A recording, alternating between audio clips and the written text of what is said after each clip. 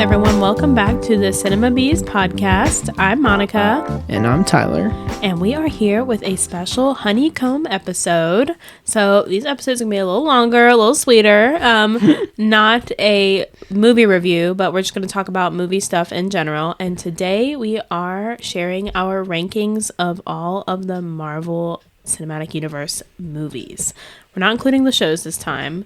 And Monica hasn't seen the shows. I have not watched the shows, so we're not doing them. But the shows are pretty good. I know, I need to.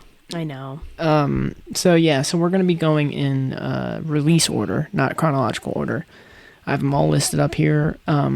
If you're watching on YouTube, which we recommend for this episode because we do have a tier list put up, but if you aren't listening on or aren't watching on YouTube, then you are completely fine because we will explain where we put our each movie, because we have a tier list labeled Buzzing as like our number one. So that's going to be a single movie, and then it's going to be S, A, B, C, D, and then silent as in no buzz, and that's going to be our absolute worst. So we will clarify where each one ranks in and we'll explain it on the podcast, so you can, if you're listening, you'll hopefully be able to follow along. But we do recommend watching this one on YouTube because it will be easier to follow. Yeah, and we're gonna, when he says chronological order, we're gonna go by each movie in release order. Yeah, so we're gonna go by each movie in release order, talk about it, and then we'll each put it in our rankings. So we'll keep you guys along if you're just listening to the audio, but if you want to watch it on YouTube so you can follow along with our actual lists, physically watching it in front of you, you can do that. Be wary of MCU spoilers if you haven't seen certain films. We will also not spoil anything about Eternals, as it is the most recent release in the MCU. Alright, so now let's get into it, and we're going to start with Iron Man. So, Monica, where do you place Iron Man? I would put Iron Man in the A tier, and it is number 6 out of 26 on my ranking. What about you? Mine is also an A tier, and mine is 7 out of 26. Oh, okay. So it's one below you. I'm surprised that's higher for me, because I always said that I never liked Iron Man as a character, but then as I was reflecting on my ranking, it kept going higher and higher, and I think a lot of it's just nostalgia. Like, just the MCU wouldn't be what it is without that movie. It's really what kickstarted everything, and when you watch it, you can't help but feel like really like happy and excited. Like, I just rewatched it like a year ago, and like it's so like fun to watch. Yeah, it's weird because you watch it and you get a different vibe than what the MCU is now, but you also know that like where the MCU nowadays got it from Iron Man. Yeah, like it just feels like it's, I mean, like you said, it's just fun. I don't know why. It's such a good start. Yeah, it was like the perfect kickoff to the MCU, and I feel like Iron Man, because it was funny because Iron Man was never a big character. I don't know if you knew this, but in Marvel Comics, Iron Man was never big. He was never an important character. He was never a part of the big stuff. And then this movie comes out and they're like, all right, we're starting with Iron Man. And then, like, of course, also in the comics, I'm almost positive no one knows his secret identity. Because at the end of the movie, I am Iron Man, that was improvised by Robert Downey Jr. Iconic. I did not know this. Yeah, that's amazing. He improvised that on the spot. Maybe because he forgot his line. I don't quite remember. But then they were like, what if we just kept it in? And so that changed literally the rest of the MCU. Like, it changed their entire like timeline of what they had planned with the Avengers and stuff. And so I think it was just like, it was such a bold statement to make it a new thing, that it wasn't a character that had his identity secret. Yeah. It was just so new and refreshing that everyone was like, I'm on board for this.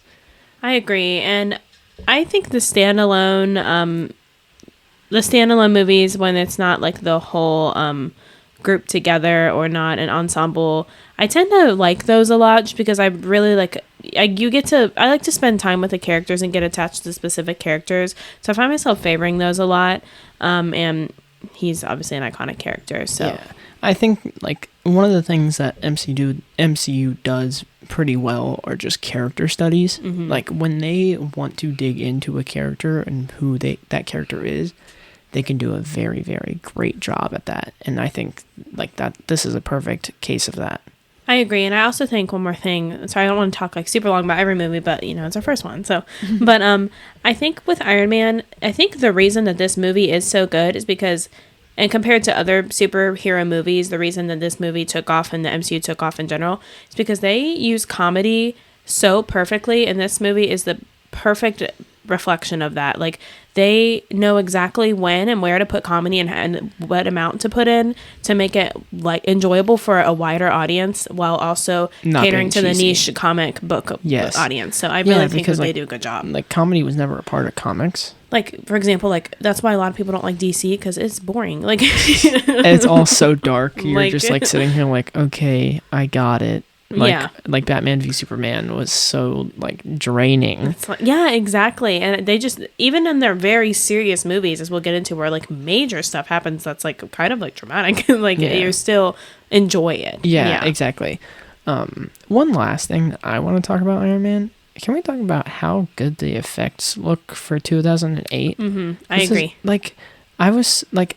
Going back to it, I always like everyone talks about how like much of a masterclass in CGI Thanos is. I mean, you're creating an entire person. Yeah. But like to start off with such a complex CGI like just feast of effects and explosions and stuff, like they just do it so well. Yeah, it still looks really good. I agree. I mean, every once in a while you'll be like, oh, but really, Yeah. it's in general, it's really good. Like I can think of other movies in the MCU that are worse than Iron Man. Yeah, that's which true. is very surprising. But no, It was just like a blend of a bunch of perfect scenarios that made this like an incredible movie. it just started off so well. Yeah. So I think that's why it both ranks high, but not like the best, because the MCU has outdone themselves. So next, we're going to get into Incredible Hulk, the black sheep of MCU. You go first with this one. And shockingly enough, it does not end up in my silent. No, me either. I'm also in the D tier for Incredible Hulk. What number are you?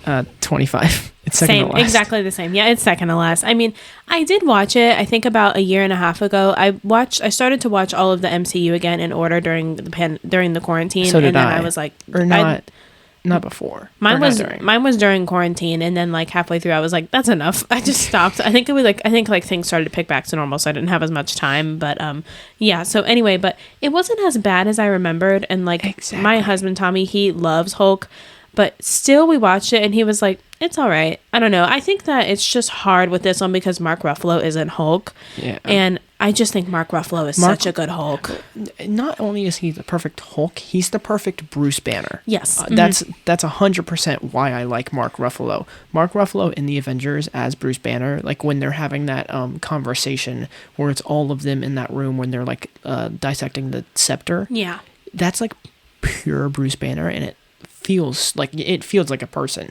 Whereas Ed Norton in this one, I just didn't really dig his performance. No. Honestly, I mean, like the movie itself, like when you're watching in general, it's not the worst movie ever, but when you're putting it in the MCU, it doesn't fit at all. Period. Yeah. Like it does not even belong. It's totally different. It's like, oh, Iron Man was great, let's do Hulk, and then they were like, forget it happened. Like you didn't see any of this. It's so funny because in What If, they actually brought the Incredible Hulk back. They have a scenario like that happens during the Incredible Hulk, but it's like very clear that they're like not addressing the bad things about it. That's like funny. it just happens. It just happens. They're like, I guess we have to use this part. So okay. I need to watch that. So I need to watch the shows. So bad. What If is just like fun. Yeah. But the other ones actually will matter, I'm assuming. But I do agree. It's not the worst. It's not the worst movie I've ever seen, and it's not going to be. And really, none of these, even like maybe my bottom, none of them are really bad movies. Yeah. Like, you know, like there's a reason that they're so successful, but still, but it's definitely not the best. It's not awful, but not great. It just feels off. It doesn't feel like it, like when you're comparing it, when you're ranking and all these, because I kind of would do it where I'd be like, would I put it over this one? And every single time I'd be like, no. Just kept going down. I just think they did so much better in other movies, even especially with Hulk. Yeah. That it's just like I can't put it above anything else. I agree completely. But I was shocked to honestly find this not at my bottom because I was expecting it to be. But I think we probably have the same bottom, and it's assuming. Just like, yeah. We'll get to that eventually. Yeah. So next up is Iron Man 2. Oof. Okay. Going straight to Iron Man 2. Where do you put this? And this is also in the D tier. Oh, wow. And it is number 24. It's right above? Yeah. Wow. That's not surprising to me because I see what I have in my lower tiers and I know that they aren't. What tier is this in for you? This is in C. Really? This is so shocking to me. Now we're starting to differentiate a little bit. Yeah. So this is in C tier. Going from it's not the worst again. It's like pretty middle of the road for me. It's number is it? Oh, sorry. This is 20 out of 26. And you're at a 24? Yeah, still, that's 4 places higher than me. Yeah. And a whole tier higher than me, so that's kind of crazy. I don't know, when I was like, the way I did my list was I kind of would compare it to like, I would go, okay, this one, I would compare it next to each movie, and every single time I was just like, I don't know. And like I said, I watched, and I will say, some of these I have not watched very recently. Same. So I tried to keep that in mind, but this one I did watch recently. I watched it during quarantine, and the plot wasn't that great. It felt kind of unnecessary, especially compared to like Iron Man 3 and Iron Man 1. I was just kind of like, I don't know if we really needed this. Yeah, the whole, like, because it's Iron Man 1 is such a great character study of Iron Man. And Iron Man 2 attempts to do that again. It's like we didn't need it, though. Yeah, exactly. Because this is the one where the vibranium or whatever the arc reactor is basically poisoning him. Yeah. So he's like, "Oh, I'm living out my last days. Let me party." And he acts crazy. Yeah. It's just he becomes unlikable, which is the point. And I think that's why I didn't. But remember, I would always say, "I don't like Iron Man." You guys would be like, "Why don't you like Iron Man?" And I think it's because I still had this movie like in my mind, like, well, he's a jerk. Yeah, he's the worst. And it's just I find him annoying the most parts, and like Whiplash, the villain, is one of the worst villains of the MCU. Yeah. He's not interesting, and he's like just he doesn't have a good motive, and he's just like this is the one with boring. The kid, right? No, that's Iron Man 3. Okay, that's why I like 3. Yeah, same. Okay, that's what I was thinking. I was like, I hope I'm not getting it mixed up, but okay, that's what I thought. But I just don't find much about this movie interesting, but it's not bad in my opinion. That's why it's on C for me. I'll be interested to see what you have below this. Yeah. D is like my pretty bad movies. Like they're not the worst. But they're not like they just don't work for me. Yeah. But like this is like bridging the bottom of C. These also don't work for me. But they aren't like awful movies. Yeah. I would still watch them and I would be fine watching them, but I would rather watch other stuff is my opinion. I get that. But Iron Man 2 just doesn't hit as much as well as the other ones. Yeah, I understand that. So now going on to Thor 1. I can place mine first. All right. Mine is 24. Oh, okay. I do not like Thor. It's kind of boring. I agree. Where are you putting it? So that's in your D tier? Yes. Mine is actually in the C tier, and that's 21 for me. 21? Dang. Okay, listen, part of this might just be like Chris Hemsworth. Okay. I just remember being so excited when this came out because of Chris Hemsworth, and like I remember watching this multiple times. It is boring. Like it 100% is boring. There's no comedy. Yeah. Like that's it, and like I will admit, like not every movie needs comedy. Like comedy doesn't work in a lot of movies. It doesn't not everything needs to be comedic. But it's kind of like a signature of the MCU. Yeah, especially now. Yeah. But it's just like it's because they're going with the grand spectacle of this one, which is very cool because it's the first time we're in a different world. At least even if for a brief moment, we're in a different world than our world. Right. So it's like, oh, we're exploring this new place, but the way that they present it is just not interesting. There are some funny moments, like Thor smashing his cup when he's like another and smashes his cup. That's funny, but that's one moment out of the movie. I think that one thing I remember when I watched this movie is I think the costuming is like, it's so like cheesy looking. I don't know. It's this one. I think it was a little bit cheesy. I like the actors in it. Like I like Natalie Portman. I really like her in it, and that other woman who I can't remember her name. You know who I'm talking about? I just saw her name earlier. Yeah, Kat Dennings. I knew it was Kat something. Okay, Kat Dennings. Yeah, I really like her. She's hilarious. But I like Chris Hemsworth. I just liked it. I liked it more than Iron Man 2. Like I would probably watch this again before I watched Iron Man 2. That's how I thought about it. My philosophy in a lot of movies is a bad movie can still be fun, but a boring movie is one of the worst things to ever watch. And I find Thor extremely boring. I find Incredible Hulk bad, like actually bad, but it's not in a funny type of way. Yeah. Thor is not bad per se, but it's just boring, and I don't want to watch it. I don't want to go through it. And so that's why it ends up on D and like right above Incredible Hulk, because like the other stuff in my D is above these two, but I think that they're still enjoyable to watch. Whereas Thor, for me, I can't watch it. It's so not enjoyable. All right, respect. So going up next is Captain America: The First Avenger. Okay. Where are you going to put this one? So this one, go ahead. As far as my tier, yeah. This is in my B tier. Oh, just kidding. This is in my A tier. Sorry. This is in my A tier. Above? This is in my A tier. It is number 10. So I believe below Iron Man. So it's below Iron Man. Yep. Got it. But this is number 10.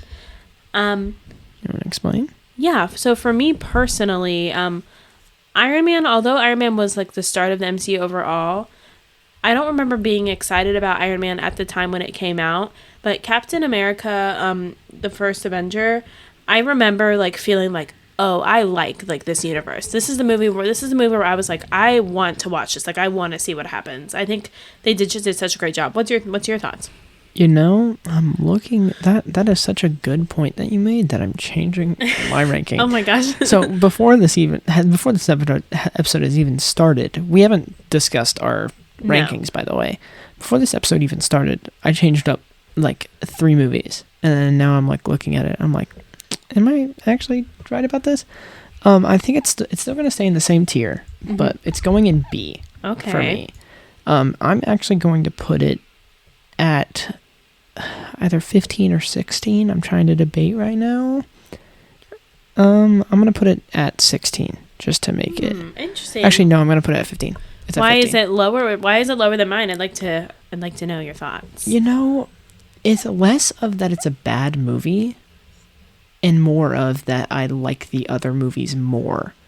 For me, like I love any movie or anything that's like in the 50s and 60s. I just love to look at that. Like, I absolutely love being in that world without the racism. But I'm like, I would love to be there in that decade without the problematic stuff. But I love to be in that world. I think this is another example of a really good character study with Steve Rogers, and then with Agent Agent Carter. Yeah, Agent Carter. Yeah, Peggy Carter. I know Peggy Carter. I was like, she's not Agent yet. Yeah. But Peggy Carter. I just love them. I love that it's a love story. I love that it's patriotic. I don't know. I also think this might be nostalgic because because this is what our dad liked, you know what I mean? And like we grew up in a very like patriotic like America household, like so. I feel our dad loves Captain America. So I feel like I just like associate it with like good times and good memories, and I don't know. I'm like talking about it now. I realize I'm like speaking more highly of it than I did of Iron Man, but I still think I would leave it where it's at. I know. I'm kind of debating because every time I think about this movie, I'm reminded of each good moment that's in it, because there's so many. Because I'm trying to. It just blew my mind. I can't remember it now. One, Steve Rogers taking the bolts out of the flagpole to get the flag is hilarious, but also shows how he's inventive, which is a very subtle way of showing that he's smart. Yeah. Then him jumping on the grenade is one of my favorite moments in like any of the Solo movies. I don't know why. It's just like it's so cool for me. Yeah. Also, hidden detail, if you ever have never noticed, I doubt Monica has noticed this because I'm on MCU TikTok, so I see lots of secrets. Okay. Peggy Carter also ran towards the grenade to jump on it. Oh, wow. Yeah, and you see her actually run towards it. So it's the same way with when she comes Captain Carter. She's also like that's interesting. like Yeah. noble and stuff.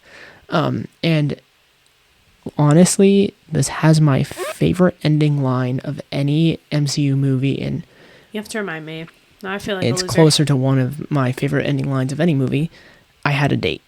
Oh, yeah. It is such a good ending. Like, it just, like, I had a date, and then it just, like, cuts to black, and it's, like, so powerful. You're like, oh, my God. I agree, and I think this movie, I think especially with Steve Rogers, I think they do the best job with his character and Iron Man and Tony Stark. Tony Stark. I almost said Tony Sparks, and I was like, that is not correct. That's I don't funny, know why. That's funny, though. That kind of works. But, no, I think that Steve Rogers, from like beginning to end of his time in the Marvel Universe, his character stays the same, like develops and grows, but ultimately, like, he's the same dude, and like I think that his goals and values are always the same, and I just think that, I don't know, I just think he's a really great character. Yeah, I think because it's often really hard to make a perfect man, essentially, and make him interesting. And somehow they do a really good job of that. Yeah, the only reason it's not higher for me is I do think there are some movies that are better, more fun, that I would watch more. And I think this one does suffer from being boring a little bit at times. Yeah. So I boosted it up again. It's on 14. Sorry. By the end, Tyler was like, Captain America's number 1. I forgot how much I loved this movie. And I mean, you are right. It's not the most interesting. The fight scenes aren't the most inventive. But it's still a very, very solid, like, just character study. And again, character studies are one of the best things that MCU has to offer. Yeah. So I actually did bump it up to 14. It's still in B tier just because it was at the bottom of B tier starting. Now it's moved up 3 spots. Oh my God. Or 4 spots. Jeez. Okay. So it's fine. It's just what it is. So now we're going into the big one that started it all. Avengers 1. Ooh, okay. What's this for you? So this is number 4. So this is going in S tier for me. Just because I freaking loved this movie. And every time I watch it, I find it so good. I agree. It gets better as you watch it. And I think that's why you're going to be surprised by mine. Mine is the S tier. It is number 2. What? I know. I couldn't believe it when I was doing it either. But I was like, compared to like the movies I really love, I was just like, I would watch Avengers more. That is very true. Avengers, like, it makes you like almost just like laugh. It just makes you smile. Like, you're just like so happy. I don't know. I love watching it. It has so many good, like, different moments of making you feel different emotions that are all happy. Yes. Because it's funny at many times. It's a great character study of multiple characters at once, and they do a great job balancing it. I feel there are no pacing issues with this movie whatsoever. I agree. This is just an amazing job. This is an amazing way to bring together an ensemble. They really use the characters that they already established really well while introducing the new characters really well. And they also knew which characters didn't need a character study. Like Hawkeye is getting a new show where they're going to explore his character. We didn't need that in Avengers. Exactly. But now in the MCU today, we do. And that's going to be a very, very interesting, after Ronin, after Black Widow, like all that stuff, you're going to get a Hawkeye, look into Hawkeye. Yeah. You didn't need that in Avengers. You already had 3 that you had previously established. Or 3. Am I thinking of Iron Man, Captain America, Thor, Hulk? 4. Sorry. I was like, but if they did 6 or 7 or 8, we would have lost interest. Yeah, and there's no exactly. need. Like, and Black Widow didn't need a character study before. You didn't need a Black Widow movie because she was already in Iron Man 2, but like, although they could have released it before she died, like maybe a little sooner, but that's all right. You missed the ball on that one, guys. Right. But no, it's like so good. Like, and it probably has one of my favorite fight sequences. Hang on, which is it? Because I think I know it is. Is it Hulk? No. Oh, Hulk is one of my that's like one of my favorites where he's throwing the guy around. Loki, he's slamming Loki. Also, Loki is a great villain. In this. Yes, Loki is like one of the best villains of the MCU, he's amazing. He's so good in this one. He is. I agree. He's like the ultimate opposing villain. It's the best like Avengers level threat that could have started out. Yep. If you would have done any other one, like if you would have done Ultron first, I mean, obviously don't do Thanos because Thanos is the big bad. But if you would have done Ultron first, it would have felt it would have felt ridiculous. But having someone else come that you've already established in Thor, which is a great idea of establishing the villain that you have for the big one before, it just sets it up so well. But I do love that scene. That scene where he's just like, puny god is so funny. And that's when I think like Marvel, that's what I think. Like those like funny moments, like, because John Wick, those kind of movies, like those type of really serious action movies, I get bored. Like, I don't care. But when you can incorporate action in a way that adds like comedy and like interesting visuals, that's not just like shooting people and blood, then that's what I'm here for. And I think they did a great job of showcasing how they can handle all of that here. 100%. But going back to my favorite sequence. My favorite sequence is. Sorry, I was just like, you're done now. No, you're good. You're good. I totally understand why you thought that was the correct one, because that used to be the one that we always talked about. When Avengers was like one of the only things out, we would constantly just quote that. But my favorite fighting sequence in this movie, and it's one of my favorites in all of the MCU, is the one shot where it's following, like, Iron Man's flying against the side of one of the, like, worm creatures. And then as it's going, it pans down to, like, Captain America fighting on the street. Yes, that's really cool. Like, I don't know why. I'm a big fan of one-shots. I think they're just so well done, and they make you feel... When you can incorporate them properly, it's really, like, a really cool feeling. Yeah, it just, like, feels like you're in the action instead of just being, oh, hey, I'm looking over here. Now I'm suddenly looking over here. It makes you feel more part of it, and that's, like, the way that they used each character in that sequence really showed off, like, their fighting ability, but also their fighting style, which just worked super well. And then when one of like the most iconic moments, and like every time I get excited every time I say it, when they're in the circle and it pans around them, when the whole ensemble gets together in the middle of the city, you're like, oh my god, these just like, you just want to applaud. So if you don't know, I mean, you probably don't, but I have a giant collection of pop vinyls.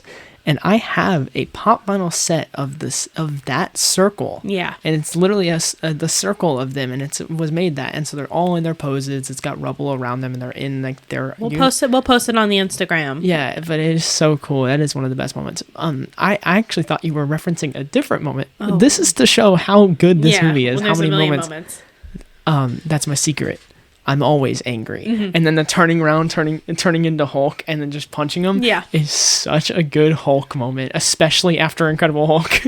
I was going to say, and this is a good reflection of why the Incredible Hulk can't be high, because that is just not the same character. So there's no way I can put this Incredible Hulk, even if it's like a decent movie to watch, how can I put it above anything else that has Hulk in it? That this Hulk is in. Least. Yeah, it's just because it's a completely different Hulk, and this Hulk is so much more interesting than just being like him being afraid to morph into the Hulk. Because while this one is afraid to morph into the Hulk, he has more control over it. But it's a more complex relationship between the two, instead of him just being afraid of the other guy. Yeah. Which is a very, very more complex scenario, which is more fun to explore. And Mark Ruffalo has the depth to handle that. I actually personally think he actually might be one of the best actors in all of the MCU. I agree. Because I don't think you necessarily need...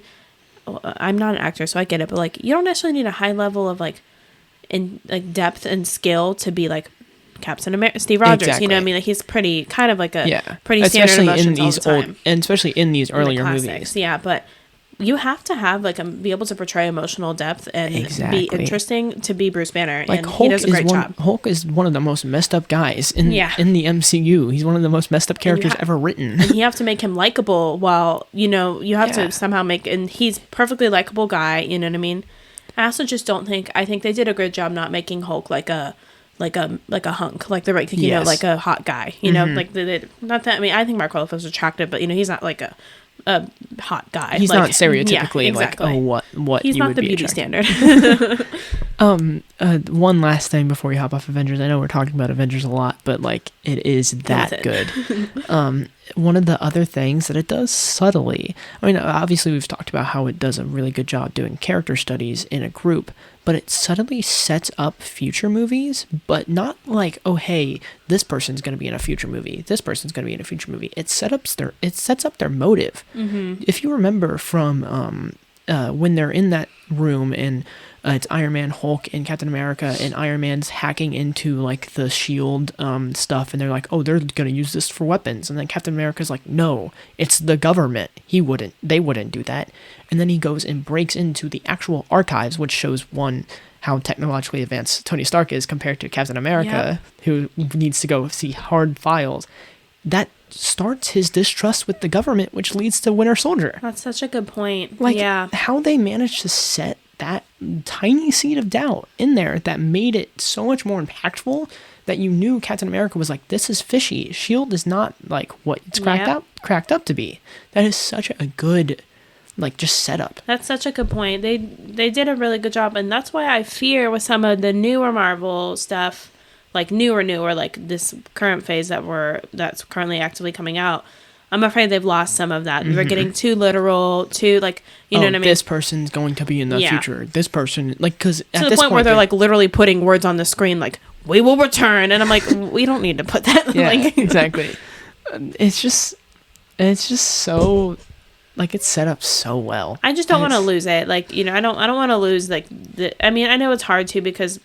Like, you know, this generation growing up will love this new phase of Marvel, but when this is the phase of Marvel that you, like, had to see come and, like, rise and die. You had to grow up with it. It's kind of hard to let it go, and it's kind of hard not to compare everything to it, but... It really is, like, one of the best superhero movies ever created. Yeah. It is that just flawlessly executed. It is it is what you imagined Avengers to be.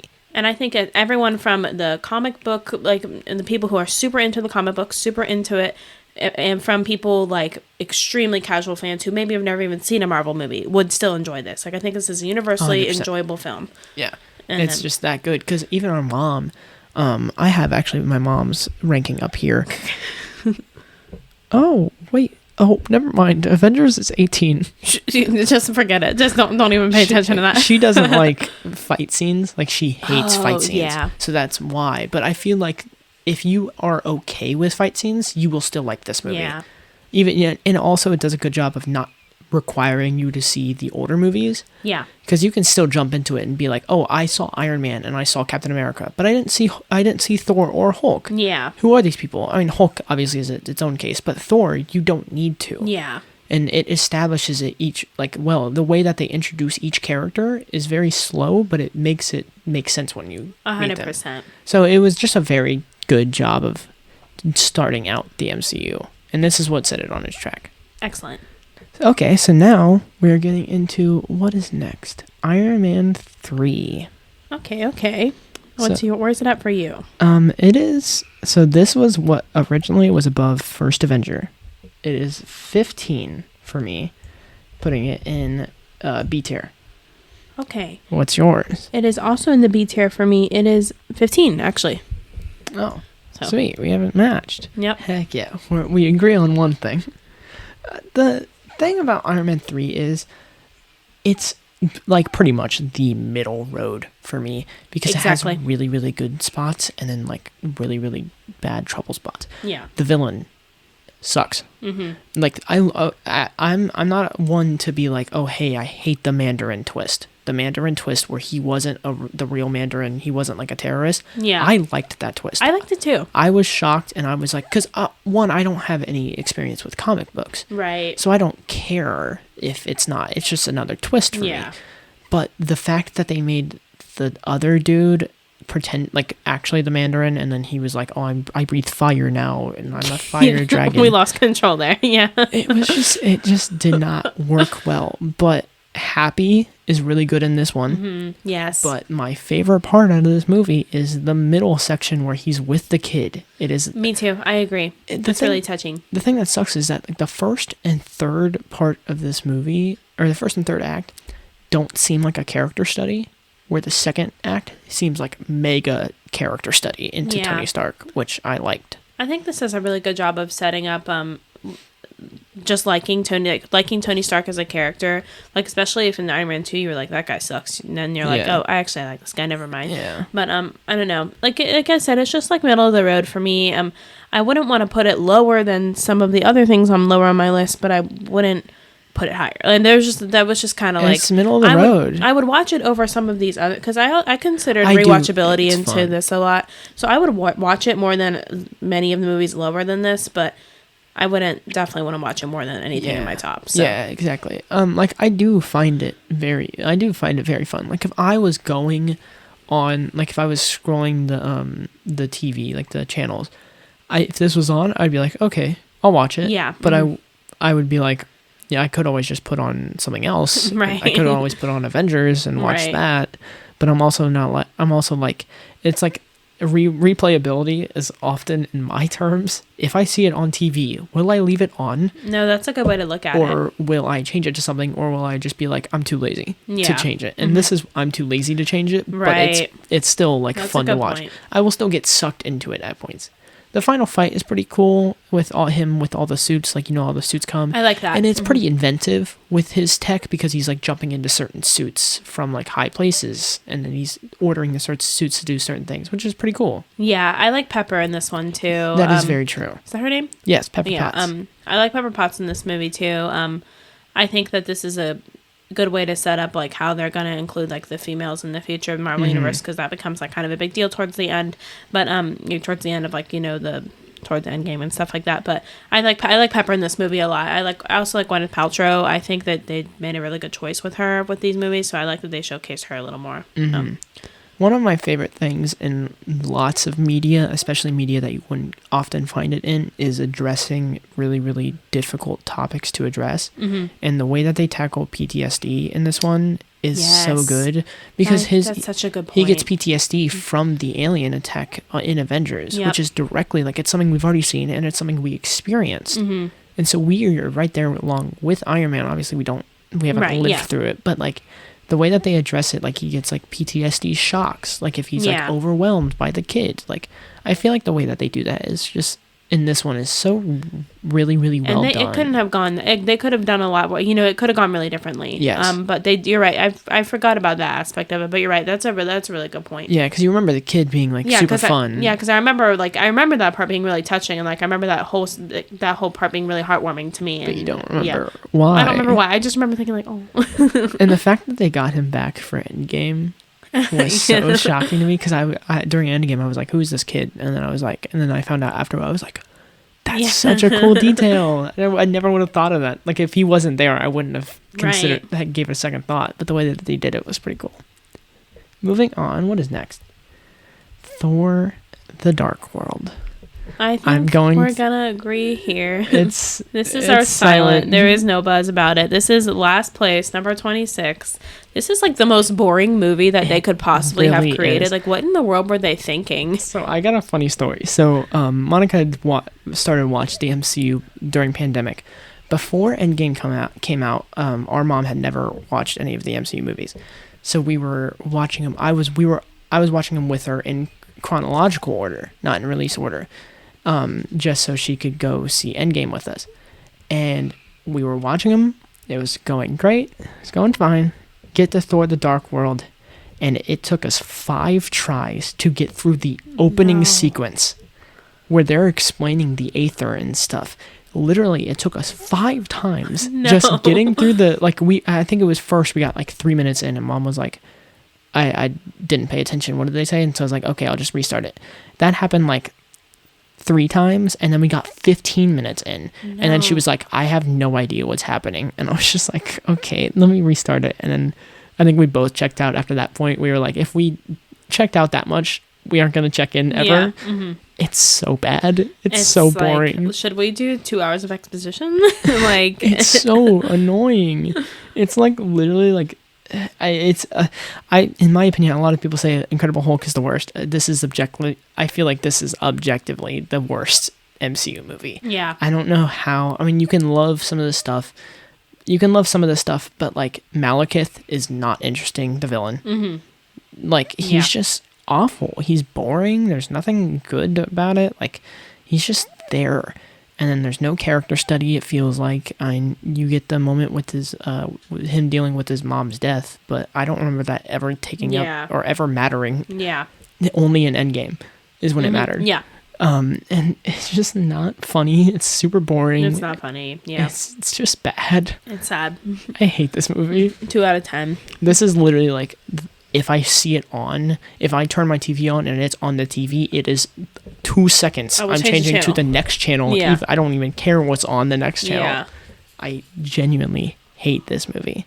I agree. Yeah, let's move on. There's nothing much to say. This movie sucks. All right, next up, Captain America, the Winter Soldier. Okay, all right.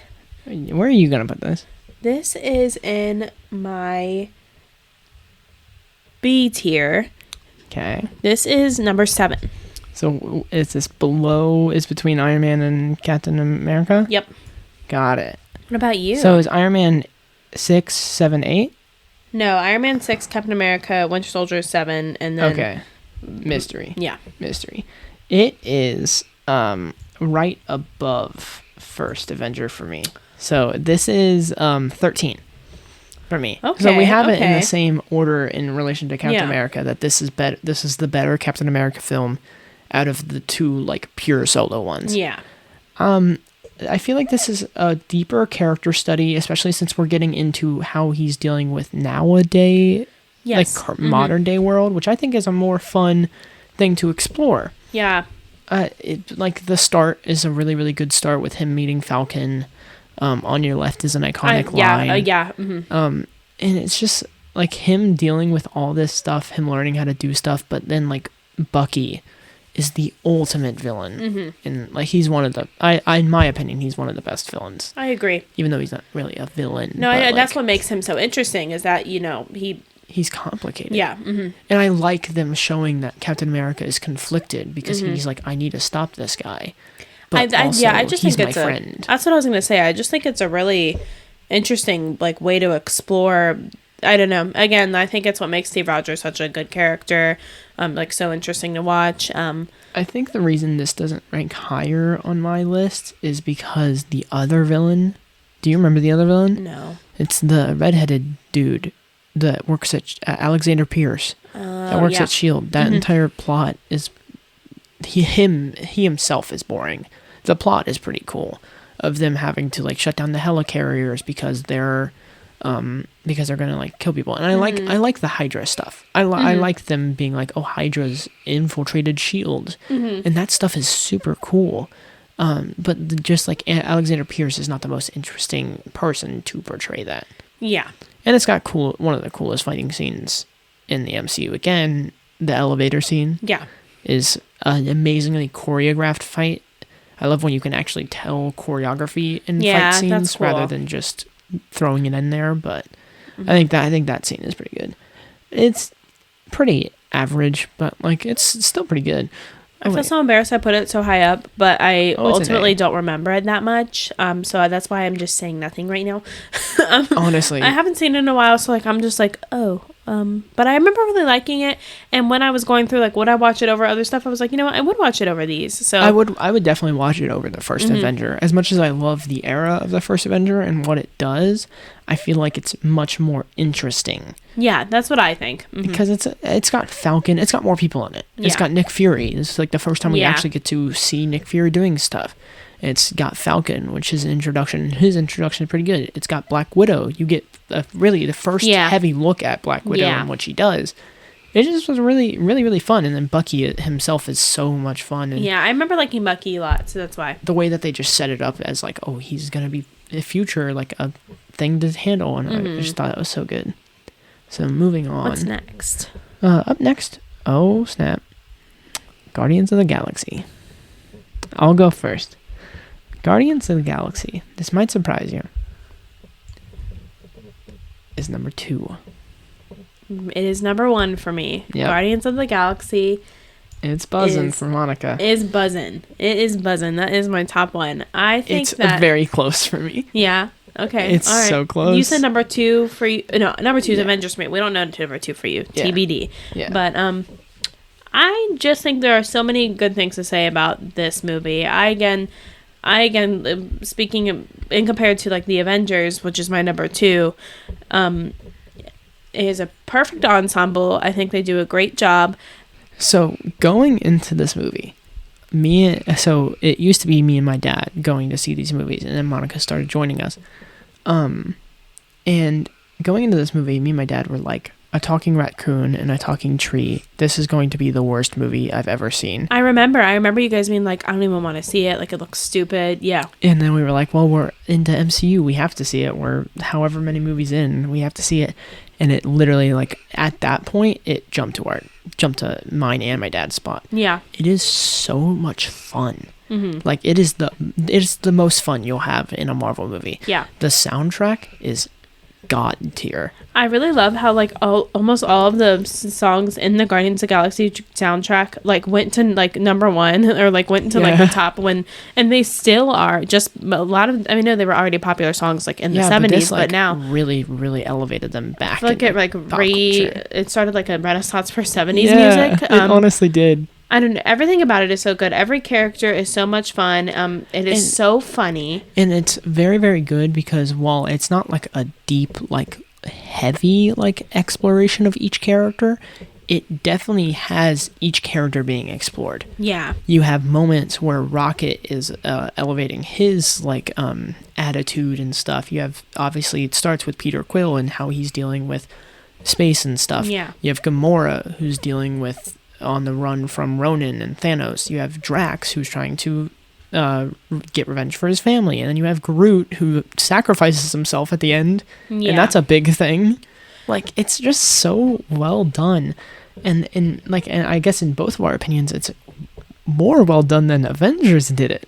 Yeah, it is. Which is crazy. It really is. I think what this one might do a little bit better. Well, first of all, Guardians of the Galaxy really sets up a ton of what's pretty much what to expect. All of the major plot points of what's going to happen with the future with Endgame, Infinity War, and like everything else. Like, it really sets all of that up. You don't really realize how important it is going to be for the future movies going into it.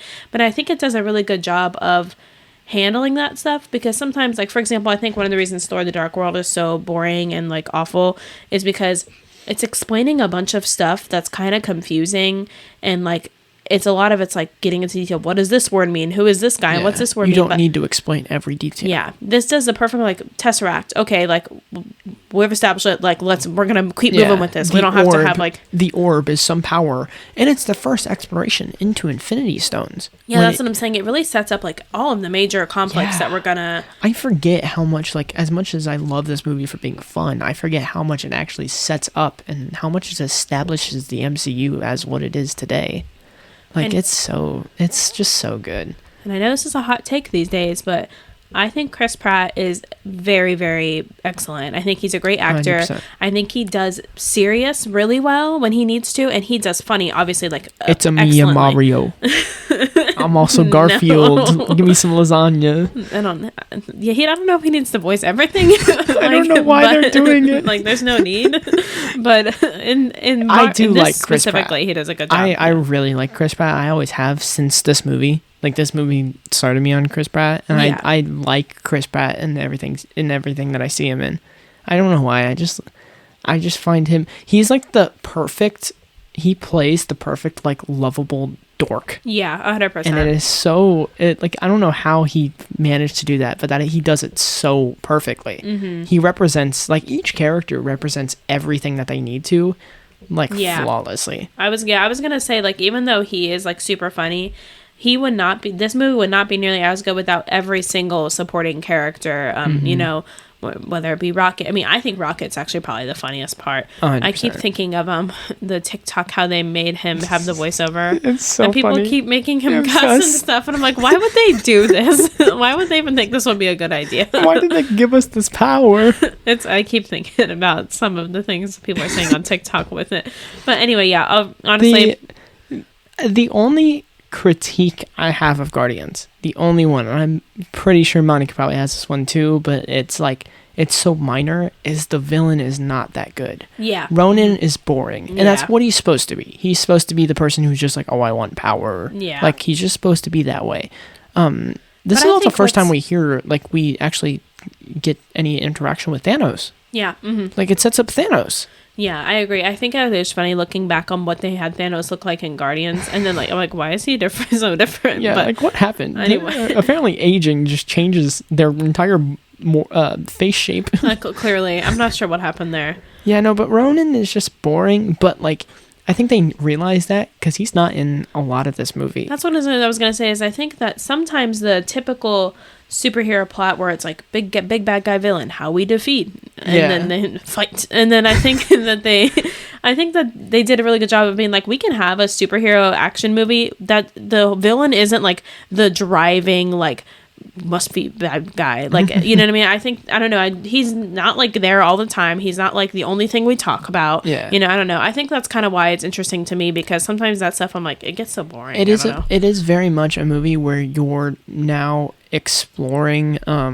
like you're just following these characters along instead of having the villain like be a constant like, hey, I'm moving you guys along. Yes, that's exactly what I mean. Which I like that. I think it's like the fact that they were bold enough to stick these characters in a prison for part of the movie instead of having them advance a plot is crazy. That's really, really bold, and they did a perfect job of that. And I think that it just sets up so much, and it sets it up so well, and it just sets up their relationship as like a family super well. I just think this is a movie that I could honestly watch it every day. 100%. It's such a fun time. It's really great. It makes you feel something too. Like, you know, you still feel like, you know, with him dealing with his mother's death, like all that kinds of stuff. It makes you feel something. And then I think if someone was like, I want to start watching Marvel movies, like what should I watch to like start getting into it? I would honestly, even over Avengers, I would be like, watch Guardians. Yeah. Because Guardians makes you want to watch like, oh, like, well, maybe I do want to watch the next. Yeah. It is the most like, oh, hey, I want to be in this. And I had one more thing to say. Sorry. No, it's fine. I don't need to say it. I like Gamora too. I really like Gamora. I think sometimes with movies like these, and the newer ones are doing a better job, but I think sometimes the female characters fall a little flat, or like the love interest, it's like, what did you need to put? Sometimes it feels like they put a love interest there just to put a love interest there, but this one, I don't know, I really think she's an interesting character, and you see that as she grows throughout the universe, but yeah. I agree. The only reason this isn't my number one is that I find a movie that I think has the same like vibe. No, don't look. Same vibe, but has a better villain, and that's my tease for my buzzing movie. No, but I absolutely love this movie. Oh, that's what I was gonna say.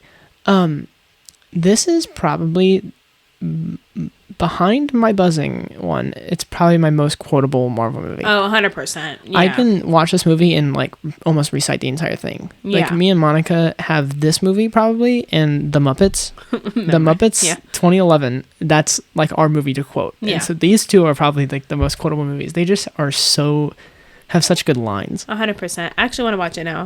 Same. All right, moving on. What's next? Avengers Age of Ultron.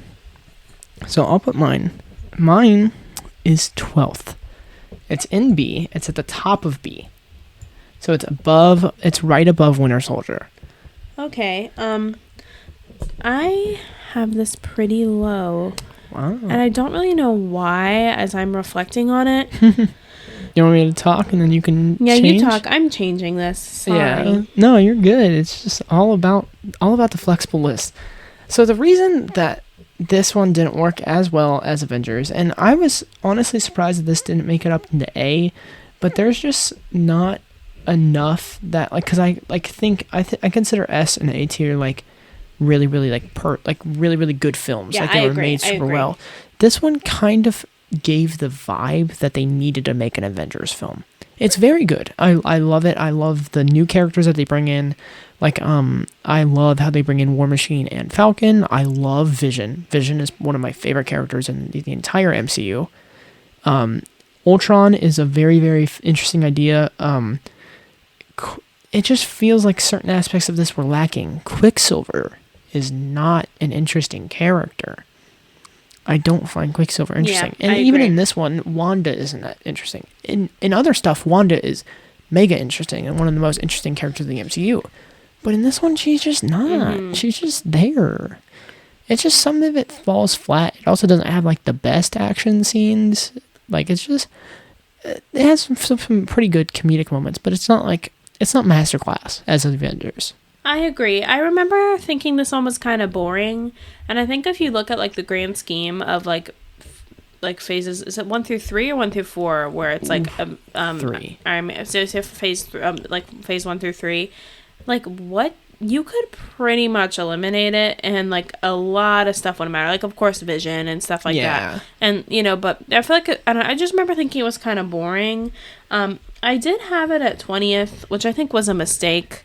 That's very low. Or maybe it was 18, I can't remember, but I moved it up to 15. So it is in my B, was that B? B. It's in my B tier. Below or above Iron Man 3? It is right above Iron Man 3. Got it. I can agree with that. I mean, mine's at the top of my B tier list as well. It's not like super it's not flawless in that sense. I do agree with you. At certain points, it can get very boring. Mm-hmm. The middle section where they're like chasing Ultron because he's like going to get vibranium in the ship container. Yeah. It's not interesting. It leads to a It leads to a very good fight of Hulkbuster versus Hulk, which is another good use of Tony Stark, who like always creates these like prevention plans if something goes wrong, especially for the Hulk. But that entire section is just pointless. Yeah, it's not interesting. Yeah, it's basically just a means to get to that. That's how I felt. That's how I felt about a lot of it. It needed to happen. We needed to have another Avengers film, and we needed to introduce Vision, and we needed to introduce Wanda, and it just didn't stick with me. It's just not that good. But I agree. Yeah, overall, Age of Ultron, I just remember thinking it was kind of boring, and I do like it, and I do like the ensemble movies a little bit, but I don't know. I liked a lot of other stuff better. It's another one of those movies where if it's on TV, I'll watch it because I like it. But it's not like one of those movies where I'm like, yeah. It's not one of those movies where I need to change it, and it's also not one of those movies where it's like, I would rather watch other stuff in the MCU. So going straight from Avengers Age of Ultron, which is a pretty big film for the MCU, to Ant-Man. Okay. Very, very little. Ant-sized, almost. Bye. So I put Ant-Man at 16. So it is right under Iron Man 3 for me. I changed this because it used to be above Iron Man 3. Okay, Ant-Man is actually in my A tier. And it is number 11. So it's going to be right after Captain America vs. Avenger. I originally had it higher. And I think with every movie that's come out, it's gotten lower and lower.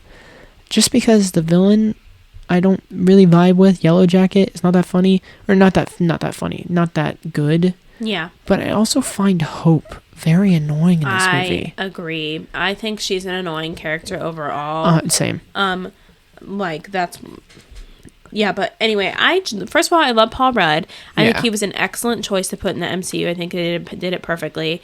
I think this is just a really, really fun movie. I think that Michael Pena is like the best side character to ever be in. I don't remember his character's name, but his actor. He is like one of the best things. Like he's just so funny. You know how Olaf does like those shorts. I feel like they should do that. But Michael Pena is saying that describing the MCU movies or summarizing those. That would be brilliant, Disney. I want them to do that so bad. That would be so funny. But I don't know. I just think I just really love Ant-Man. I think I've rewatched this one multiple times. I think it's a really fun time. I think that the characters' motives are really good and relatable. Yeah. And I love the character. So this is another one where the standalone is just going to stand higher for me just because I love this character. So of course I'm going to like the standalone movie. I can see that. I also love Paul Rudd, but for some reason I just did not care for this character as much. What? I don't know why. I don't know why. But I think it's just because I'm like so drawn, because I'm my dad's Captain America, I'm Team Iron Man, and I just find anything with Iron Man to be much more interesting. I don't feel like there's much of a complex like intrinsical like conflict that Ant-Man has. That's a very, very, I don't know why I've said it so deeply. I was like, God. A very complex, integral conflict. So like, but I just feel like he's not like the most complex, so he's not like the most that you can get into, but that's the point. He's not supposed to be that way. I think that's kind of the point. He's a little bit complex. I mean, he was in prison for like trying to save the world, but go off. But no, I don't know. I think that he's I don't know. He is motivated by like trying to do right, but by also like trying to be with his daughter. I don't know. I love a good family story. Like I love a good family story. I just think I think that's really fun, really interesting, and I like to watch the family dynamic in that one. I also think that the way that they use the Ant-Man gimmick is pretty fun. Like him going through the, I agree. Him going through the model of the facility, like like the people are shooting at him, so it just like looks like there's asteroids like falling. That is such a clever thing for them to do. I love stuff like that, but like I don't know why it doesn't vibe with me anymore. I used to love it. It used to be like really one of my tops, but I just don't see it as that good anymore. I don't know why. I don't know. Really good comedy will put a movie up there for me, like very quickly. Like as you can see with Guardians being my number one, and I think this movie is hilarious. Excuse me. I think this movie is hilarious overall. I just think it's so funny. There's so many funny moments from start to finish.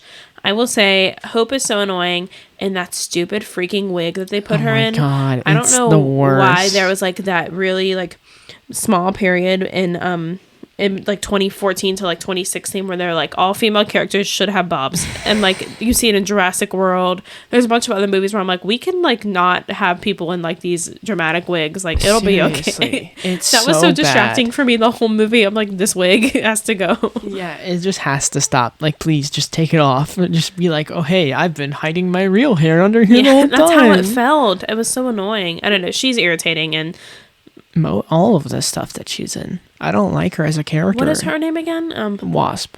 No, Hope Van Dyne. Oh, I thought you meant the actress. Sorry. Oh, is this Bryce Dallas Howard? Maybe Jessica Chastain? Disregard. I just saw a TikTok today that was saying these people are all the same, and it was those two. They're the same person. Yeah, confirmed. But like, no, I think Hope Van Dyne is annoying in all the movies she's in the MCU. Sorry, that's what I meant. I understand. But I don't know why. She just gets on my nerves. But I do like Ant-Man a lot, even in other movies. Like in other movies, he's very, very funny, and he kind of fits the cast well as that comedic relief.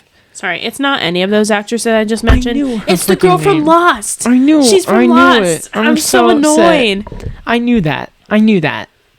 Okay, sorry about that. Evangeline Lilly, right? Yes. I'm so annoyed. I knew that. Not the wig. Not the wig. She just showed me a picture. It was so bad. She's in Lost. Why did I think that was Bryce Dallas Howard? I think it's because so I got her mixed Lost. up from, yeah. I mean, she's still annoying, but like that's her character. Yeah. She's like, I play annoying well. Yeah. Anyway, moving on, but still. Moving on. Civil War. I'm gonna put this one.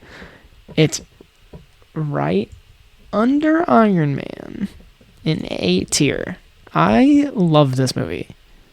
It's still not like S tier for me because there are many things that are good. I think it might suffer from being a little bit too long. Yeah. But that's like one of my only critiques of it.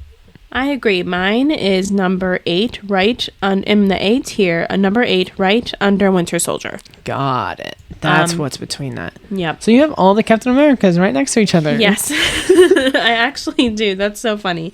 Yep.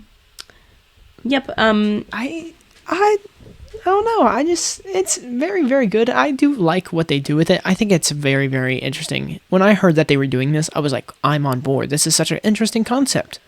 I liked Civil War a lot. I did like Winter Soldier a little bit more. I just think it's a little more fun. I think Civil War is a bit heavy at times, and it's like a bit too serious. I think this is probably one of the most serious of all. Yes. Of course, besides obvious like serious ones, but those ones still do a really good job of being playful. But I don't know. I will say, like, I was watching a TikTok the other day. I don't remember specifically what they were saying, but they said this is what Civil War could have been if it was actually a good movie. And I was like, why do people hate Civil War? And when I was kind of researching rankings, like leading up to just kind of see what other like major outlets, how they rank the MCU. And Civil War is always like pretty low. And like, am I tripping? Like, I think it's good. I had so much fun with this movie. Yeah. I thought it was so much fun. Like, it's more character studies. It's very good character studies. I think this is cool also. I think it's just cool in general because in general, people are usually either Captain America or Iron Man. And it's a really cool way to be like, pick your choice. Like, whose side are you on? Yeah, and exactly. I think it's almost like a really good way to get to know someone. Like, first date, like, whose side were you on at Civil War? Yeah. that's the opening. That's the icebreaker. Right. I just love this movie. I think it's so much fun. I think it's such a good concept. I know it's like been a thing in the comics before, but like this is so, you've never seen this before in the MCU, and it's a new concept, and it's so well done. Also, when I don't know if I went into this movie thinking this, but I was shocked when I found out the plot, regardless of the Sokovia Accords, was about Bucky. I didn't realize it was all going to hinge on Bucky. I know. And that the twist at the end that Bucky was the one that killed Tony's father or Tony's parents absolutely floored me. And like it just absolutely, like, I was not expecting it at all. I remember that too. I agree. I wasn't expecting it either. And like just like the Tony conflict with Captain America, the way that it starts by being totally not personal and just being about Sokovia Accords and that they disagree, and having it gradually morph into this pure personal conflict, is so good. I agree completely. Like the way that they did that is just perfect. I think that they loved it, or I think that they just nailed it. Yeah, I agree. Yeah, overall, I just think it's really good. I don't really have anything like, I don't know. I would watch it over a lot of the other movies. Of course, Spider-Man gets introduced. I was gonna say Spider-Man gets introduced and some Black Panther gets introduced. Yeah, Black Panther. So this is my one disservice this movie does, is that it does a great character study of Black Panther, and I will get into that later in the MCU. But this is literally like, I loved Black Panther in this one. I remember how excited you were when Black Panther was introduced here. He's such a cool character in this one. But no, like, Spider-Man gets introduced, and that was so fun. Cool. I remember being so excited when he came swinging in. That was awesome. What was the other one that they introduced on Captain America's side? Was it Ant-Man? It might have been Ant-Man. It was Ant-Man. Ant-Man was like the special one. Yeah. I just think that was so... Spider-Man was so cool in this one. I kind of love, although I think Marvel can do a really good job with standalone movies, with standalone characters. I think their ensemble movies are really great. It's all of what the Marvel MCU is about. They do an ensemble really well, and I think this is another example of that. And it's a really interesting way to take that ensemble and split them up, and it develops the characters even more because it gives them personal motives, and, you know, I don't know, it just really develops the characters. It also makes, like, the world seem more alive, because they're all reacting to one thing. They're all dealing with this, instead of it making, oh, hey, this person in this movie dealt with this, but then the next movie you see, it's the same person, but dealing with the same, like, it's a different person, but it's dealing with the same thing. No, have them all argue, have them disagree. And you don't even need to have it be, like, if you have this as, like, a setup as future, like, as, oh, your heroes disagree. Like, that's a very, very cool motive. Yeah. Like, that's just a cool thing to explore. 100%. So I really enjoyed this movie. I don't know why it gets so much hate, because I think it was very fun. I agree. I also don't like, the only thing we didn't like was how they revealed Spider-Man in the trailer. That would have been a cool surprise, but... And they do that a lot. I don't understand when they're going to learn, like, stop putting so much in the trailers. Like, that's why I still haven't watched the new No Way Home trailer, because I'm like, I don't really want to get spoiled. That's what I'm afraid of. They do reveal a lot. My thing is that I see so much online. Like, I've seen all the leaks. And so, TikTok be annoying with that, too. Yeah. So I'm like, it doesn't hurt me, because I already know. Yeah. So it's like, I might as well watch it to get more hyped. But I don't blame anyone for not watching it. That's what we usually do. So moving on, Doctor Strange. Monica just watched this one Monday. I watched this on Monday because I had never seen it. I didn't get a chance to when it came out for some reason, and then everyone was like, "You can skip it, it's fine." And then I was like, "I will do that." So I watched this to catch up. What did you think? Where's it at? It was all right. It was pretty boring. I didn't super care about the characters. Thought the love interest... You hated Doctor Strange, right? Well, at first I was like, what is the point of this guy? And then he got in the car accident, and I was like, excellent. Monica texted me like halfway through because we weren't watching it together, and she texted me, she was like, I hate Doctor Strange. I hope he gets better. Yeah, he kind of did, but it kind of came out of nowhere. But anyway, Doctor Strange I have at number 22, so it's going to be above Iron Man 2 in the D tier. Oh my god. We agree. It's 22 for you? 22. Oh my gosh. Top of D tier. Like, is it top of D tier for you, or is there some? It's top of D tier. Yep. Like, I would watch it like over Iron Man 2, over The Incredible Hulk. I do feel that it's necessary, especially with the newer movies coming out. It's really necessary to understand the world that we're in. But overall, like, the plot, I don't know, I didn't really love it. Doctor Strange bad, get magic, he good. Like, I don't really know. Like, he just became like a good person, like kind of like for no reason. And then the other thing, sorry to interrupt you. No.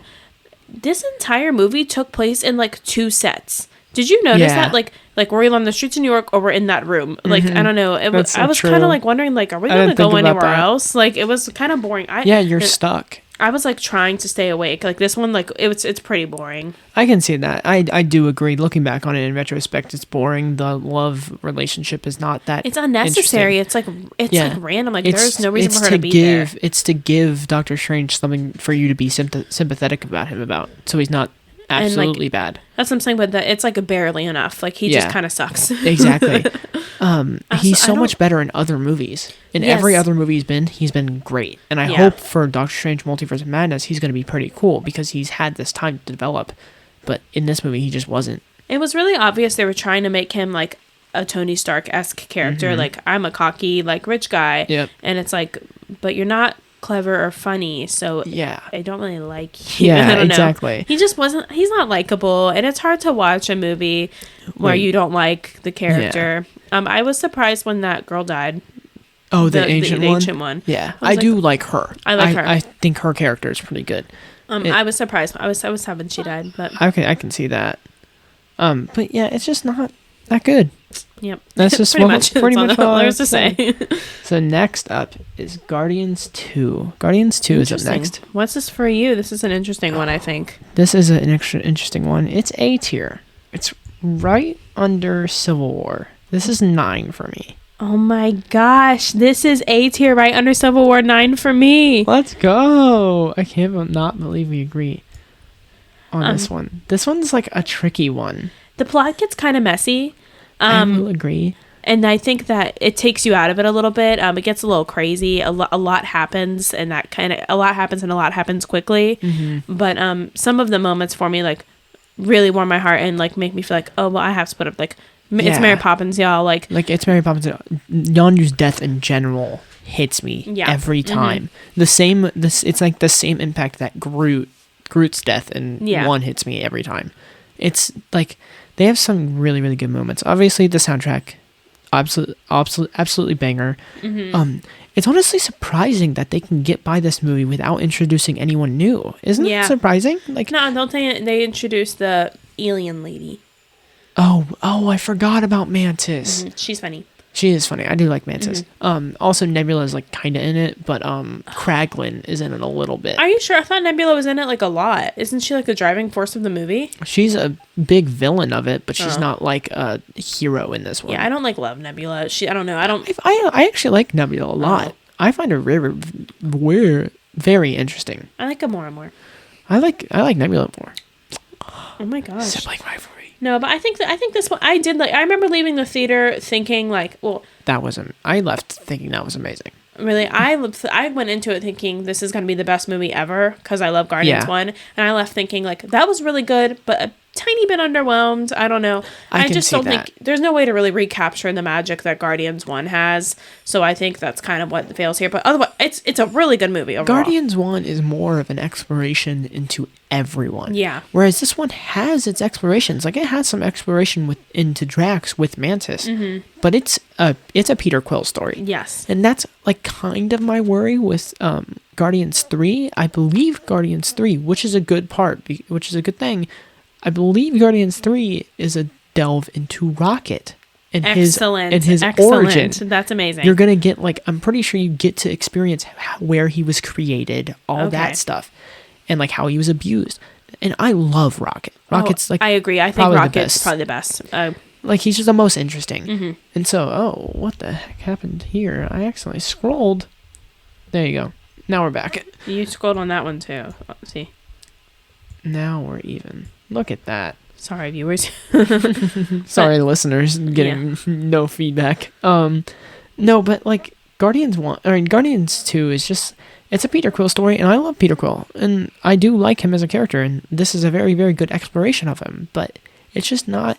There is also a lot of exposition. That's what I was going to say. Yeah, there is. I don't know why. I could just feel like we were on the same wavelength. We're like, oh, there's a lot of exposition. You got it. I can't think of the word.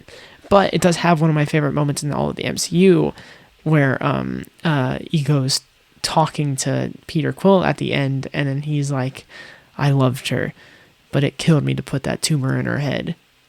And then Star-Lord just like goes out of his trance, and he's like, what? And then just immediately starts shooting him. Yeah. That is one of my favorite, like that is a perfect character moment for Peter Quill. It really encapsulates how, like, who he is as a person, like, because he's obsessed with his mom. Yeah. I think that's just such a good moment. Yeah. That's like literally one of my favorite moments in all of the MCU. I agree. Now, I want to rewatch Guardians too also. The Guardians movies just slap. They're just fun to watch. They're easy to watch. You can put them on and you're enthralled. That's the other reason I think this one's a little bit lower, because I think a lot of the stuff that happens is really sad. So like, you know, it's like I don't know. Definitely a deeper, like, the things that they do focus on are very, very deep. Like oh my god, like the you don't get much Rocket in this movie, but the moment when they're all escaping on the ship, and Rocket's and Peter Quill's still not there, and then Rocket's like, just go. And then he's like, I can't lose any more friends today, after Yondu had died, or someone had died. Yeah. And I was like, that hit me. Yeah. I was like, oh my god, that is such a deep thing. And then Drax is yelling, where's Quill? Where's Quill? Like, that also shows into Drax's character that he actually does care about this family now. Yeah. It's so good. Yeah. Guardians have such good chemistry. I was going to say, the chemistry is really good too. And especially when, to have that much chemistry when some of them are CGI, some of them are in intense, like, theatrical makeup. I don't know. I think, because that could go poorly, you know? Yeah. Sometimes when there's, like, a CGI, I think that's one thing Marvel does well is the interactions with, like, fully CGI characters. Like, everyone talks about Thanos, but Rocket was ahead of its time. Oh, amazing. Oh, 100%. Rocket is so good. I always forget how well, because he's so emotive. Yeah. And they just do such a good job. All these characters are just so good, and that's why they're so much fun to explore. Completely agree. Funny is at the same level. Yeah. All right, so now moving on. Spider-Man Homecoming. All right. You can hear by my voice, I love this movie. This is completely one of my favorite MCU movies. It's still 6. So it's at the bottom of S tier. Okay. For me. But this movie is so good.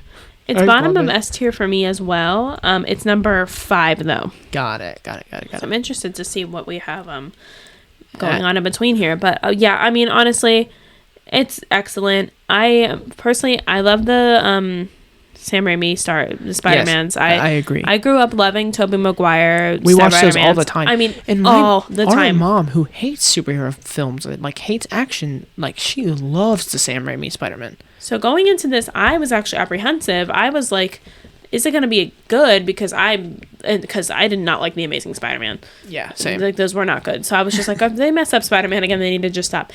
It's excellent. The cast is incredible. Oh Tom Holland is amazing.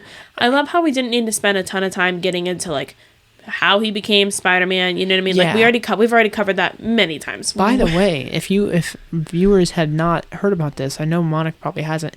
They're making an animated Spider-Man TV show called Spider-Man Freshman Year, which is MCU canon delving into his origin story. Incredible. Like, that's perfect. We don't need a movie. We need a TV show. Yep. Because a lot of what people are complaining about with this version of Spider-Man is that you aren't getting Peter Parker, and you aren't getting to explore how he's dealing with high school, which is one of the things that Sam Raimi Spider-Man did so well. It explored that. I agree. I do understand what they're saying, that's kind of why people love Peter Parker, and that's what they did so well with the other Spider-Mans. But we don't have time for that right now. We're in the middle of the end of the world, basically. Yeah. Like, we don't have time to learn about how he's dealing with high school. It works when it's solo and you don't have a universe it's connecting to. But this is the MCU. You have to do something that's not just, he's in high school and he's dealing with being Spider-Man. This is bigger than that. And that's why I love this, because this is the perfect Spider-Man for the MCU. Yeah. Amazing Spider-Man would not have worked in this. Sam Raimi Spider-Man would not have worked in this. This is Tom Holland, like, as much as I say, Tobey Maguire is the perfect Peter Parker. Mm-hmm. He's a pinnacle Peter Parker, but he's, like, still lacking in some Spider-Man areas. Yeah. I think Andrew Garfield is a better Spider-Man at points. Mm-hmm. Some points he's, like, pretty cocky and not, like, acting like true Spider-Man. But Tom Holland is, like, the perfect, well-rounded Spider-Man that I believe, at least. And I completely he does agree. so well in this movie. This movie, it's just, again, this is one that's just fun. Yeah. You get a good amount of action, and action in Spider-Man movies is just fun to watch in general because it's so unique. I don't know why, but Spider-Man action is always satisfying. Yeah. Like, it's just satisfying to watch. I did like how he wasn't, like, fully motivated necessarily by, like, romance in this one. I think that we've reached a point where we've had enough of that. I also like, because a lot of times it's basically the villains are doing something against Spider-Man, and so Spider-Man has to stop them. Yeah. Whereas this one, he's not doing anything against Spider-Man. Spider-Man's just getting in the way because he knows that it's not right. Right. Which I think is a way, way better motive, because it shows Spider-Man, he's actually willing to act because he knows it's wrong. I agree. And I'm a big proponent of villains. Villains matter just as much as the heroes in every story. Mm-hmm. This is probably my second favorite villain in all of the MCU. Who is the villain? Me forgetting. Oh my god! I was like, why are you mouthing to me? Because I didn't want to say I was embarrassed. Vulture, Michael Keaton. Yeah, I forgot. Sorry. No, you're good. But, like, he is. Oh, because yes. I remember. Sorry. So my dad apparently saw this twist coming, but I did not. When he gets to the girl's house and opens the door, me too. I was like, no. And that scene of them in the car on the way is so tense. Like, that's the perfect tension building scene. Yeah. Because Liz won't shut up about how he's like, oh, you weren't there in Washington, and then Vulture's like, oh, you weren't. Little Spider-Man came to save you. I was like, oh my god. Yeah. I forgot about that I don't know. I just was blanking for the moment. I was getting it mixed up with the other one. You think of Spider-Man. Yeah. You think of, what's Spider-Man doing? But I actually think more of Vulture in this movie. It seems like you think of villains a lot, but yeah, I think this is really fun. Vulture's I think it's really just good. A good villain. I also love Ned. That is true. He's a great sidekick. 100%. That is very good. Also Zendaya. We're forgetting Zendaya is also in this movie, and she's good. She's very good in the second one, but this is a good introduction. It's also a different version of MJ that we've seen. Okay, so moving on into Thor Ragnarok. Where are you placing this one, Monica? This is gonna feel like I'm gonna get roasted for this one a little bit. This movie had a lot of action, and I fell asleep for like 20 minutes of it. Oh my this God. Is number 20, right above Thor in the D tier and the C tier. Yeah. You did not. I'm sorry. You did not I just need to rewatch that. this one. I know, but I can't. I know that everyone says it's so good, and I wanted to put it above just because that's what everyone else said, but it's just not how I feel, so I couldn't go against how I feel. I know. Where is it at for you? Because I knew this would be shocking for you. You would think that our things would be more messed up with how off place this is, but I think I know what ends up canceling it out. Mm-hmm. This is 10 for me. Oh, really? So this is right below Guardians 2. Okay. I love this movie. It's so funny. I love dry humor. Mm-hmm. Dry humor is like one of the funniest things. So I absolutely loved this movie, and its use of comedy is so good. I probably put it too high because I do kind of think the action falls flat at points, but I think I would watch this more over Age of Ultron. Okay. Or no, sorry. I think I would watch this over Age of Ultron because I think this is just more fun. I think the characters are more fun. I like Loki in this one. I love Loki as a character. And Thor, they reinvent Thor in this one, and it's such a good change of pace. And Hulk is super interesting. It's just so good. And then maybe I need to rewatch it. I will. I'm gonna commit to rewatching this one, but I remember thinking that it was just okay. I literally fell asleep. There was so much action. Insane. I feel like there was a lot of transitions. I think there was I can see that. I feel like there was a lot of introductions to new characters, new ideas, new places, and that kind of overwhelmed me because I thought we were like really settling into what we knew, and then it was just like, bam, here's more information. That kind of overwhelmed me. So I don't know. I will watch it again, but I'm so sorry. I cannot believe that. Especially since it introduces one of the best characters in the MCU, Korg, the guy of Rocks, voiced by Taika Waititi. Yeah. Mm-hmm. Like, he's so funny. I love him. See, I'm like, I forget. I was going to start a revolution, but I ran out of pamphlets. I love freaking Korg so much. I'll have to watch it. Okay, I'll watch it. I cannot believe you freaking ranked that If well. I rewatch it, I will update you guys on the ranking in a future episode, but sorry. Okay, so now next up is Black Panther. All right, interested to hear your thoughts on this. Black Panther rounds out the top of my C tier. And here's why, before Monica goes into hers. I mentioned earlier... What number is that? Can you... Oh, sorry. That is 18 for me. Oh. 18 out of 26. Okay. I mentioned this earlier, but the worst thing that Civil War does was give a very, very good character arc to Black Panther. Because Black Panther does not have a character arc in this one. Ooh. T'Challa sucks in this one. Yeah. Like, why did you think that, I'm making a Black Panther film. Let me go into depth about him reconciling with the person who murdered his father and not put it in the solo film. Yeah. Mm-hmm. Like, his arc in Black Panther, or in Civil War, is one of my favorite arcs in all of MCU, because he's like, goes through this movie, like, just ensured that he was going to get revenge. Yeah. Or avenge his father. And then he sees what is happening with Captain America and Iron Man, and he's like, this isn't worth it. This isn't worth it. Mm-hmm. This is not what I should do. So he acts noble and says, I'm not going to kill you. Yep. And then he stops Baron Zemo from killing himself. But in this movie, what does he do? Mm-hmm. I find him so boring in this movie. I understand. So I just was so disappointed by this movie. I was so hyped for it after that, and it just fell flat. Where do you rank it? This is number 13 for me.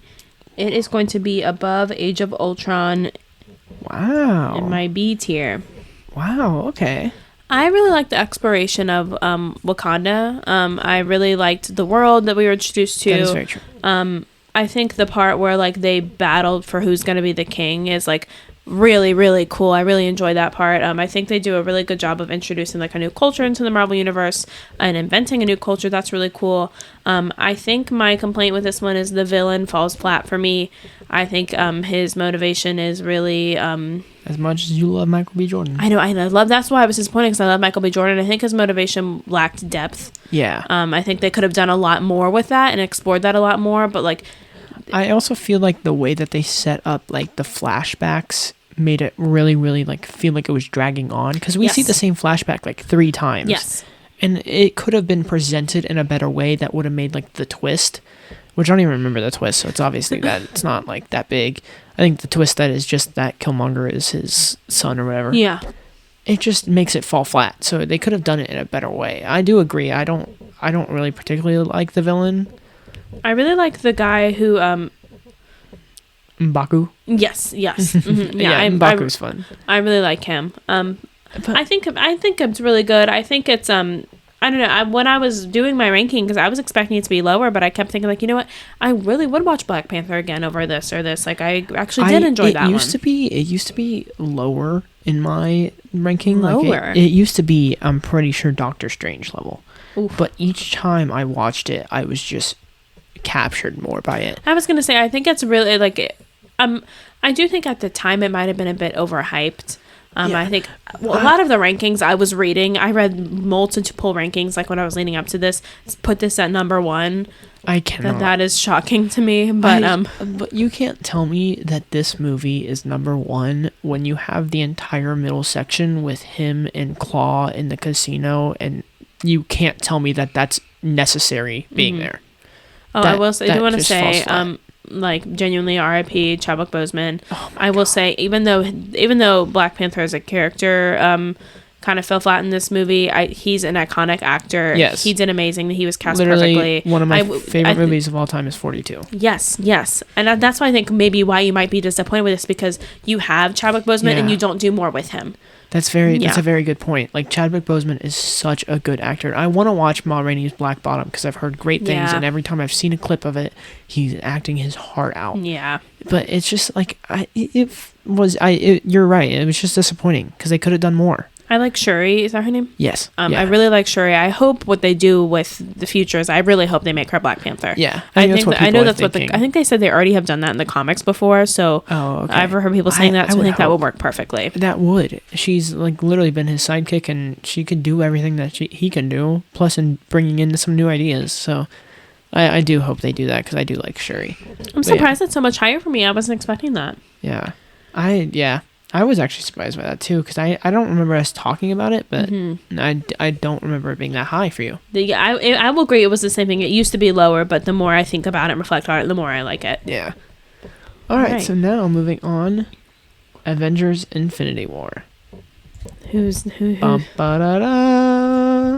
That is my number one. Number one. Tyler, that is buzzing for Tyler. All right. That is my number 3 under the Avengers. It's in my S tier.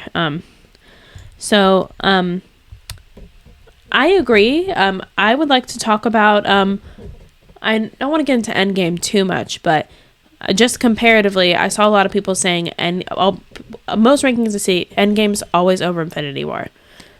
I disagree. I think Infinity War, although it ends open-ended, I remember feeling any movie that's going to make me feel that way. Yes. I remember feeling so distraught for like a week. Like, I could not stop thinking about it. Yeah. There was nothing else going on once Infinity War happened. Mm-hmm. That's just like, I remember. It was a cultural reset. I remember literally like it ending. Mm-hmm. And it just turning to black. And usually you get a really, really stylistic credit sequence, and it's just black screen, white text. Yep. And literally we're all just sitting there like, oh, what? Yeah. What do we do? Mm-hmm. Like, what is happening? Because it's like that's like your entire world. Because the thing that this movie does so well is it really encaptures you.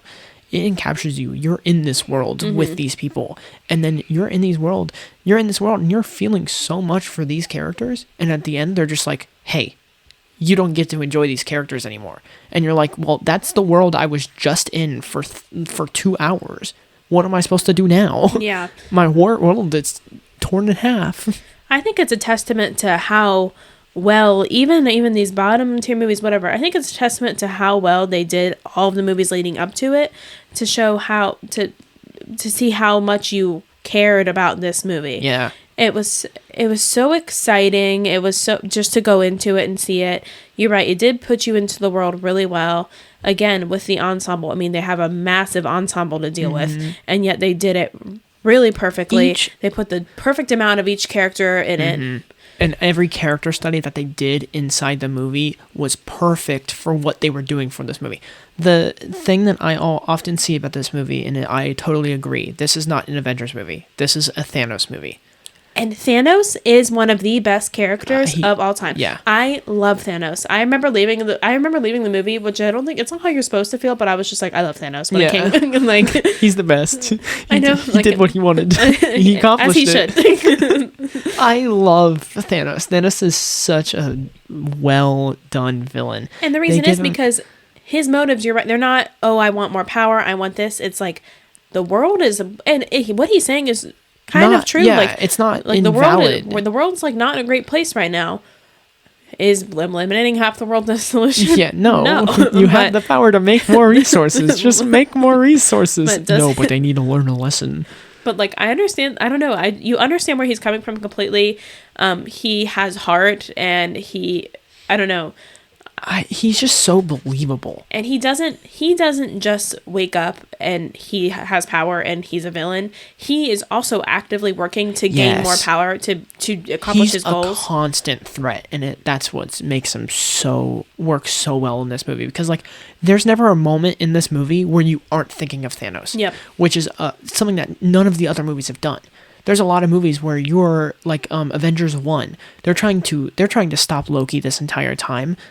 But they're also in this movie just chatting about the scepter, or they're chatting about Agent Coulson. They're not talking about Loki. Yeah. Whereas this one, you can't escape Thanos. Yeah. Thanos is this movie. Like, it's just such a well-made movie. I think it's the perfect amount of comedy in relation to how dark it actually gets. I don't know how they manage that. That's what I was going to say. They do a great job with making this movie playful, even though it's very sad. Like, I remember, like, sobbing when Peter is saying, like, I don't feel so good. I was just like, bro, like, I can't even think about it now. Like, that be hurting. It's so funny because the first time I saw that, I was not affected by that. Oh my God, I was. Now when I see it, I can't. Like, it affects me so much. I don't know why. I think it's just because I know the relationship Tony and Peter have now. Yeah. So it's like more impactful, but it's like, it's so done. And this might seem really, really dumb. This might sound dumb and like to people who are like the MCU and like it for different reasons. My favorite scene in the entirety of the MCU. What is it? What do you think it is? It's from this movie. What do you think it is? What do I think it is? I don't know. This is too much pressure. I think of the big scenes of like the Titan fight, the Wakanda fight, like just the big scenes from this movie. It's one of those. It Guardians of the Galaxy entering? That's a good one. Okay. But it's not it. It's Thanos on his farm. At the end of the movie. Yes. It is. I knew that. I'm so annoyed. Him like looking at the sunset. And him just like, oh my I don't God, know why, but like every time I watch it, first of all, the score is beautiful. Mm-hmm. I can't remember the person who did the score, but that one scene is so haunting, but also like weirdly triumphant because you've been following this dude the entire time and seeing him achieve what he wants. You're like, oh, he did it. But like for some reason, like they made it set like the CGI is so detailed in Thanos' face that I don't know if you've ever noticed this, but I've watched that scene many times. When he sits down, he has the slightest nod, like a nod, yes, and the slightest smile. Yes, I've seen that, yeah. It's so slight, but it's like really well. haunting. Mm-hmm. It's not like he's like mad or he's like genuinely like joyful. Yeah. He's so subtle about it and it looks so good. It's so haunting. That. I'm so disappointed in not saying it. I was thinking fight scenes. I was panicking. Well, I didn't want to say the scene because once I said the scene, you weren't gonna know it was that. No, but him looking out at the sunset. Because that's what Nebula said. He just wants to go, or that's what he said. He's like, once I finish, I'm just gonna go watch a sunset on a grateful universe. Mm-hmm. Like, his motive is so good. He's such a good villain. Yeah, and they did the perfect. And the other reason he's a good villain is there was stakes for him, that were important, like him losing Gamora. Like other villains, he had to sacrifice. They start the movie, they fly in, they're all powerful, and it's about the superheroes trying to take them down. But this movie, you have a villain who's actively has to work to gain his power and has super high stakes that he has to sacrifice. So you end up feeling for him. But that part where she says like, what did it cost? And he says everything. Yeah. That also cuts deep, which is like, why do you feel bad for him? Yeah. But he's a villain and he just wiped out half of the universe. Why am I feeling so sad? I literally remember like Googling like a Thanos merch after this movie because I was like, what a king. Gotta get on it. Yeah, Thanos is hot. I have to say it. It's just the truth. I remember that happening. I remember Monica, like, after the movie was just being, Thanos kind of hot, though. It's like, okay. I always see TikToks about it, so I'm not the only one, but it's the truth. No, but this movie is so good. Like, it just does everything so well. Like, the Iron Man character study of him dealing with Peter, like, slightly at the end, but, like, him dealing with going to space, Yeah. Oh, that's the other thing. Sorry.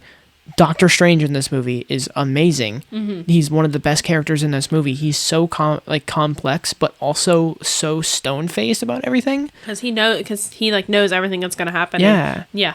It's so like haunting that he's like so all knowing. Yeah. But he's also like remains complex in a way, because I think it's more of like everyone interacting with him, they know he knows or something, and so they're like freaking out about it. But like Iron Man with the Guardians, Iron Man alone with the Guardians, with Spider-Man and Doctor Strange. Who would have thought that would have been a good team up? I just remembered, I think one of the criticisms people have of this movie, which is just flawed, is that they're like, well, Peter Quill could have stopped it if he wasn't. That's not true. I watched like some videos that like debunk like how he couldn't have gotten the gauntlet off of him even if he tried. Like it's not. I think they were talking about Mantis was already like falling apart. She wasn't able to hold on to him. So even if they got the gauntlet off, Mantis would have been like, oh, I failed. And then he would have just got it back anyway. Yeah. Because like, what are they going to do after they get the gauntlet? Yep. Exactly. He would just get it. Yeah. So I think people are like, oh, well, that just ruined the whole movie. And I'm like, well, that's his character. Exactly. That's the point. He's not supposed to be the giant good guy. Yep. None of them are. Yep. That's the point. I mean, even Doctor Strange, who's all-knowing, he gave the time stone away for people to die. Yep.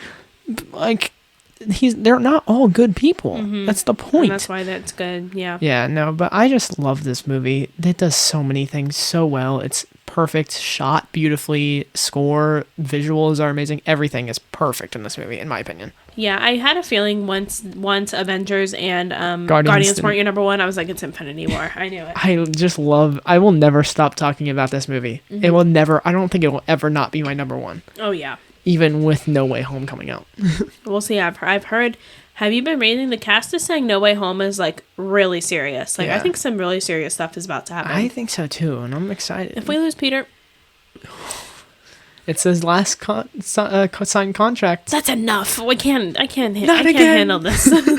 We can't lose him again. I know. All right, so now, moving on. So now we have our number ones placed. Now we're going to move on into Ant-Man and the Wasp. This was such a letdown. This is 21 for me. So this is bottom of my C tier. Okay. It's bad. This is actually sort of near the top of my C tier. It's number 18. It's going to be above Thor Ragnarok. I thought you were about to say it's near the top of your list. I was like, excuse me. No. We have very drastic changes. Hope did not get any better, and she's a big focus in this movie, so that's kind of why... I don't know. This just isn't very interesting. For me, it's not even that. The villain's uninteresting. Mm-hmm. All of them. It's not that funny. It's not as funny as the first one. The action is not that clever. The plot is just not a good plot. The whole movie, I feel like, was just intentionally made to get him to where he's stuck in, like, in the quantum realm. In the quantum realm, like, you didn't have to make a whole production just for that. Yeah, exactly. The end credit scene was very shocking to me. I will admit that. Yeah. Like, I was like, oh my god, that's such a good thing. Mm-hmm. That's such a cool idea. But it's just not good. I don't like this movie at all. Like, I don't know why. Dang, you're big mad. I was so upset with this movie. I understand. Because I loved Ant-Man 1. I know it's on my beats here, but like at the time, I was so excited to get another Ant-Man, especially after Infinity War. I agree. I also really loved Ant-Man, so this was disappointing to me, but sometimes I think it's just like not every movie needs a sequel. I think we'll learn that. Like Iron Man didn't really need to have all three. We could have just done with two. Like I think that's kind of where we lose him. Well. Yeah.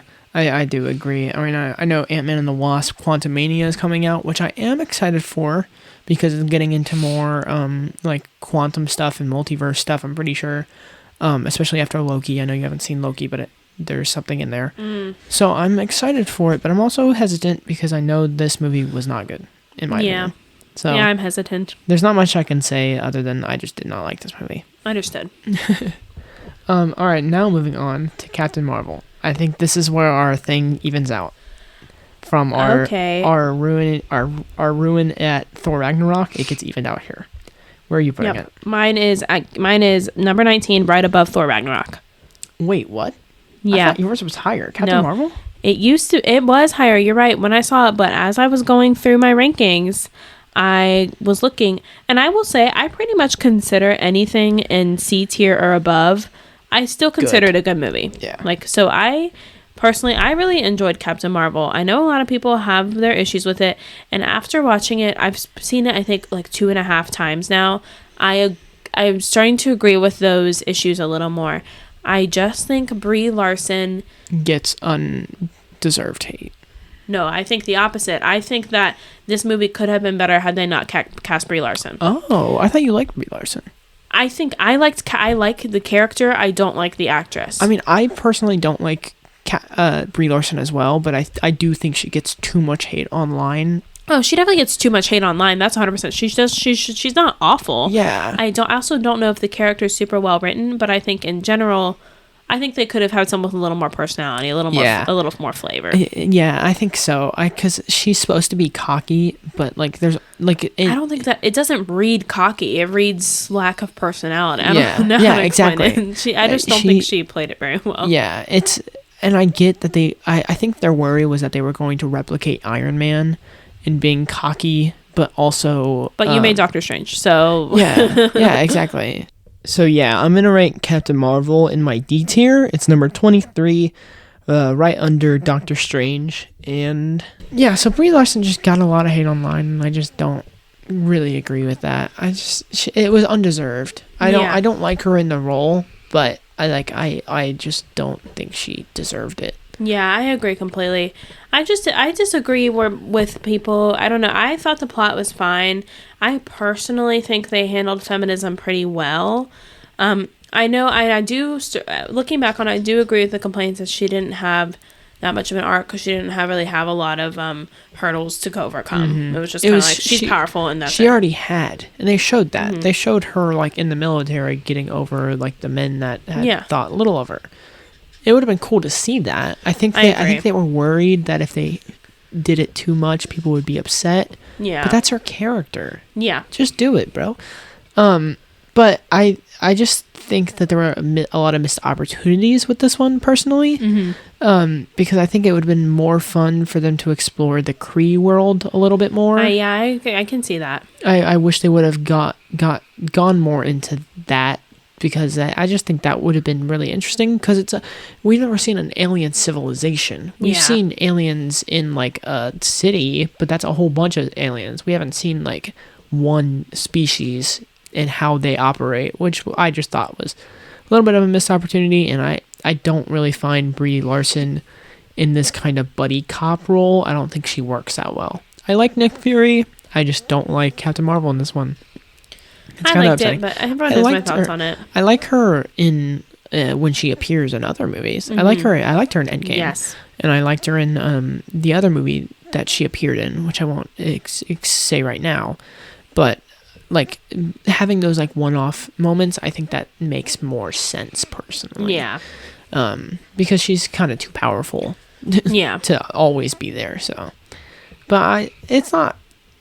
I just don't like this movie. I would turn it off if I saw it on. No, I would watch it. So yeah, I thought this was going to be higher for you. I thought you liked this more. I thought I did too, but as I was ranking them, I realized that there's other things I did like more. I think it was just the fact that when I saw it, I really hated it, and that's what I think was the biggest issue. You were trying to defend it because you thought like.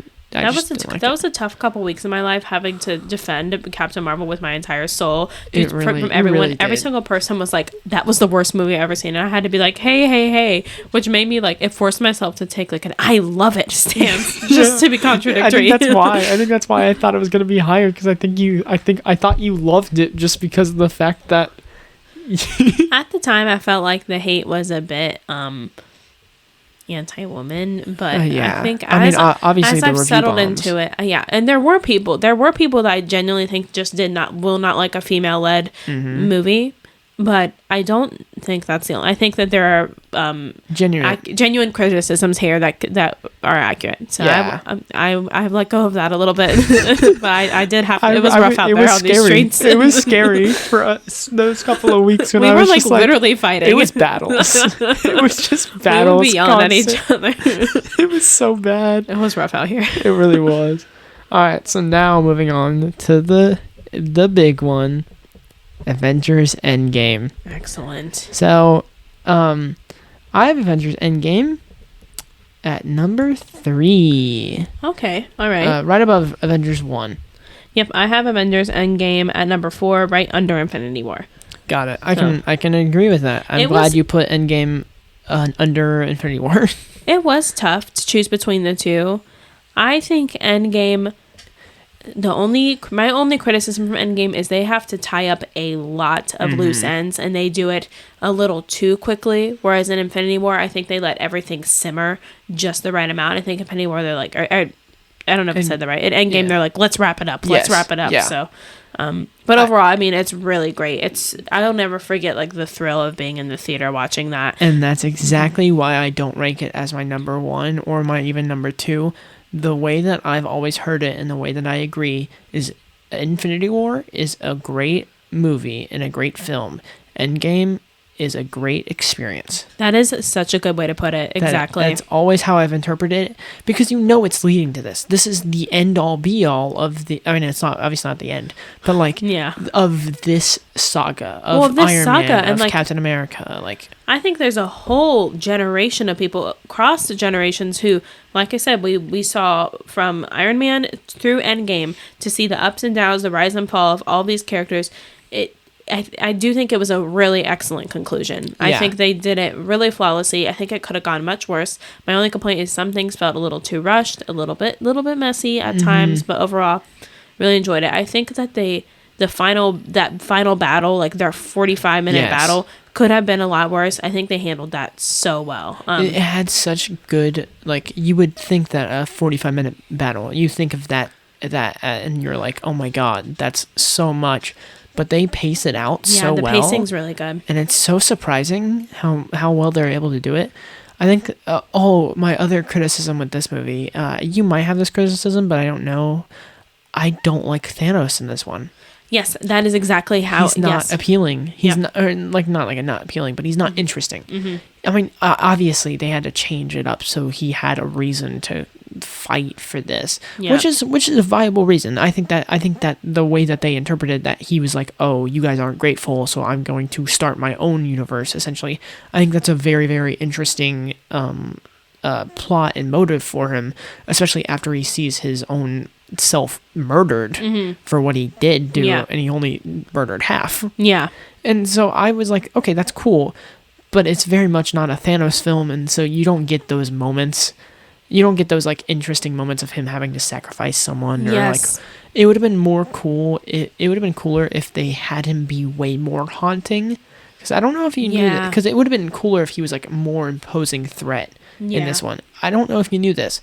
The original script had, before Thanos came to our MCU timeline, he went to a different MCU timeline and killed the Avengers, decapitated Captain America, and then brings Captain America's head to the MCU timeline and throws it at the Avengers. Oh my god. Yeah, it's brutal. But like, it would have been like, it got cut for obvious reasons, but could you imagine how threatening that would have been?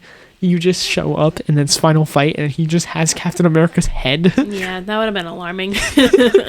Yeah, but that's my criticism with this movie, is I just don't like Thanos. He's not as an appealing villain, but like, he's not supposed to be. Yeah. It's very much of a delve into the Avengers and what they're willing to do in order to save as many people as they can. Yeah, I think this is a perfect conclusion to Tony Stark's story. Same with Captain America. Do you not like him going back to Peggy Carter? Because I do. No, I think it's good for his character. I don't think it makes for interesting movies. Okay. I don't think it makes for an interesting, like, visual, something to watch. It's like, oh, okay, well, all right. And I'm glad they didn't, like, they made one allusion to it at the beginning, like in the time heist, where he's like sees Peggy and he's like, well, maybe this is what I want. And then I'm glad they didn't be like, he's constantly like at this, but like. But I think it is perfect for Steve Rogers. That's what I meant earlier when I said that Steve Rogers, although he does have character development, his core values stay stagnant, and it's really cool to see that just that classic American dude. You know what? I just want to like want the girl, and I want the life, and I think that's so great. I do love that for him. For him, King. I love how he like makes that choice after Tony dies as well, because he's like, oh, Tony died sacrificing, which is something that what Steve Rogers would do. Yeah. So now he's going to pursue the girl, which is something Tony Stark would do. Oh, I never thought of it that way. That's really interesting. I just thought of it now. I think that illusion is kind of a cool tie-in to explain like their motives for doing the things that they ended up doing.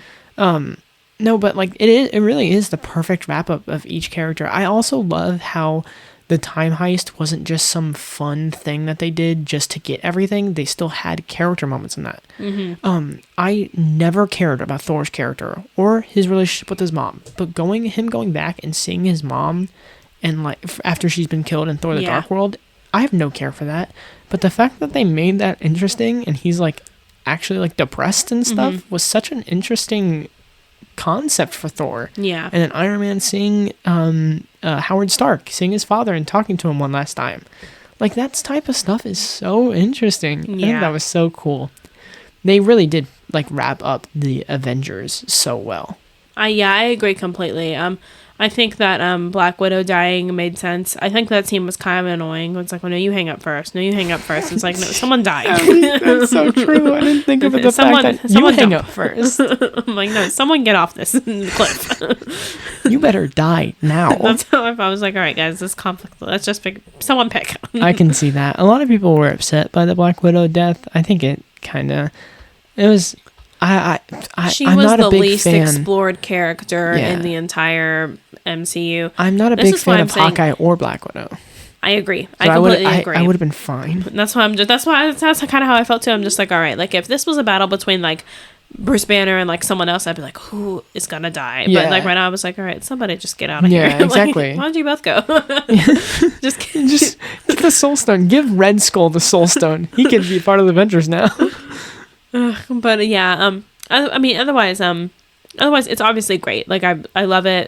It's great. It's so much fun. There's no better thrill than like when everyone comes in through the Doctor Strange circles, whatever those are called. So I've never, the portals.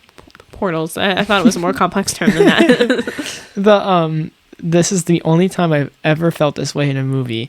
But when Captain America freaking got Mjolnir, when he got Thor's hammer, I legit clapped in the theater. It was amazing. I literally audibly went, yeah! Like, I was like, wait, I'm in a movie theater right now. No, and that was actually, this is the perfect example of why me going on a tangent, of why movie theaters, the theater industry needs to stay alive, because there is no greater experience than when everyone in the crowd is feeling the same emotions, and the way that energy will surge throughout the theater. I mean, when that happened, even my theater, which wasn't even as full, I mean, everyone just went crazy, and like you feed off that energy from people, and it really makes a difference. Like when I watch some of them at home that I normally would see in theaters, it is not the same experience. Yeah. Like I do genuinely believe that Doctor Strange maybe could have been better for me if I saw it in theaters, but I just kind of watched it at home, so I don't know. Yeah, exactly. You have no interest. You have no like you have no connection. Yeah. I mean, I know we just talked about Captain America picking up the hammer, and like obviously everyone in the crowd's probably going wild, probably even slightly audibly. But when Tony Stark dies, it was dead silent. Yes. And you could just feel everyone dying on the inside. 100%. Like that entire 5-minute scene got me. It hurt. I agree completely. It's difficult to watch. Yeah. But I like everyone was like that. There's movie theaters have like, there's no better way to experience that in a movie theater. Yeah. Like where else are you going to get that? You don't. Like you have to, just movie theaters. If they go out, I'm just dying. Yeah, it'll be upsetting. That's just what happens. I don't think it's gonna happen. I think enough people are seeing movies again. Yeah, I agree. But no, Endgame is just really good. Also, all the references they make to past movies are insane. Like the simple one I always think of is Wasp calling Captain America Cap. And then Ant-Man looking at her, and then them both smiling because in Ant-Man and the Wasp, Ant-Man's like, oh yeah, I was just with Cap, and then Wasp is like, Cap? And he's like, yeah, that's what we call him, Captain America.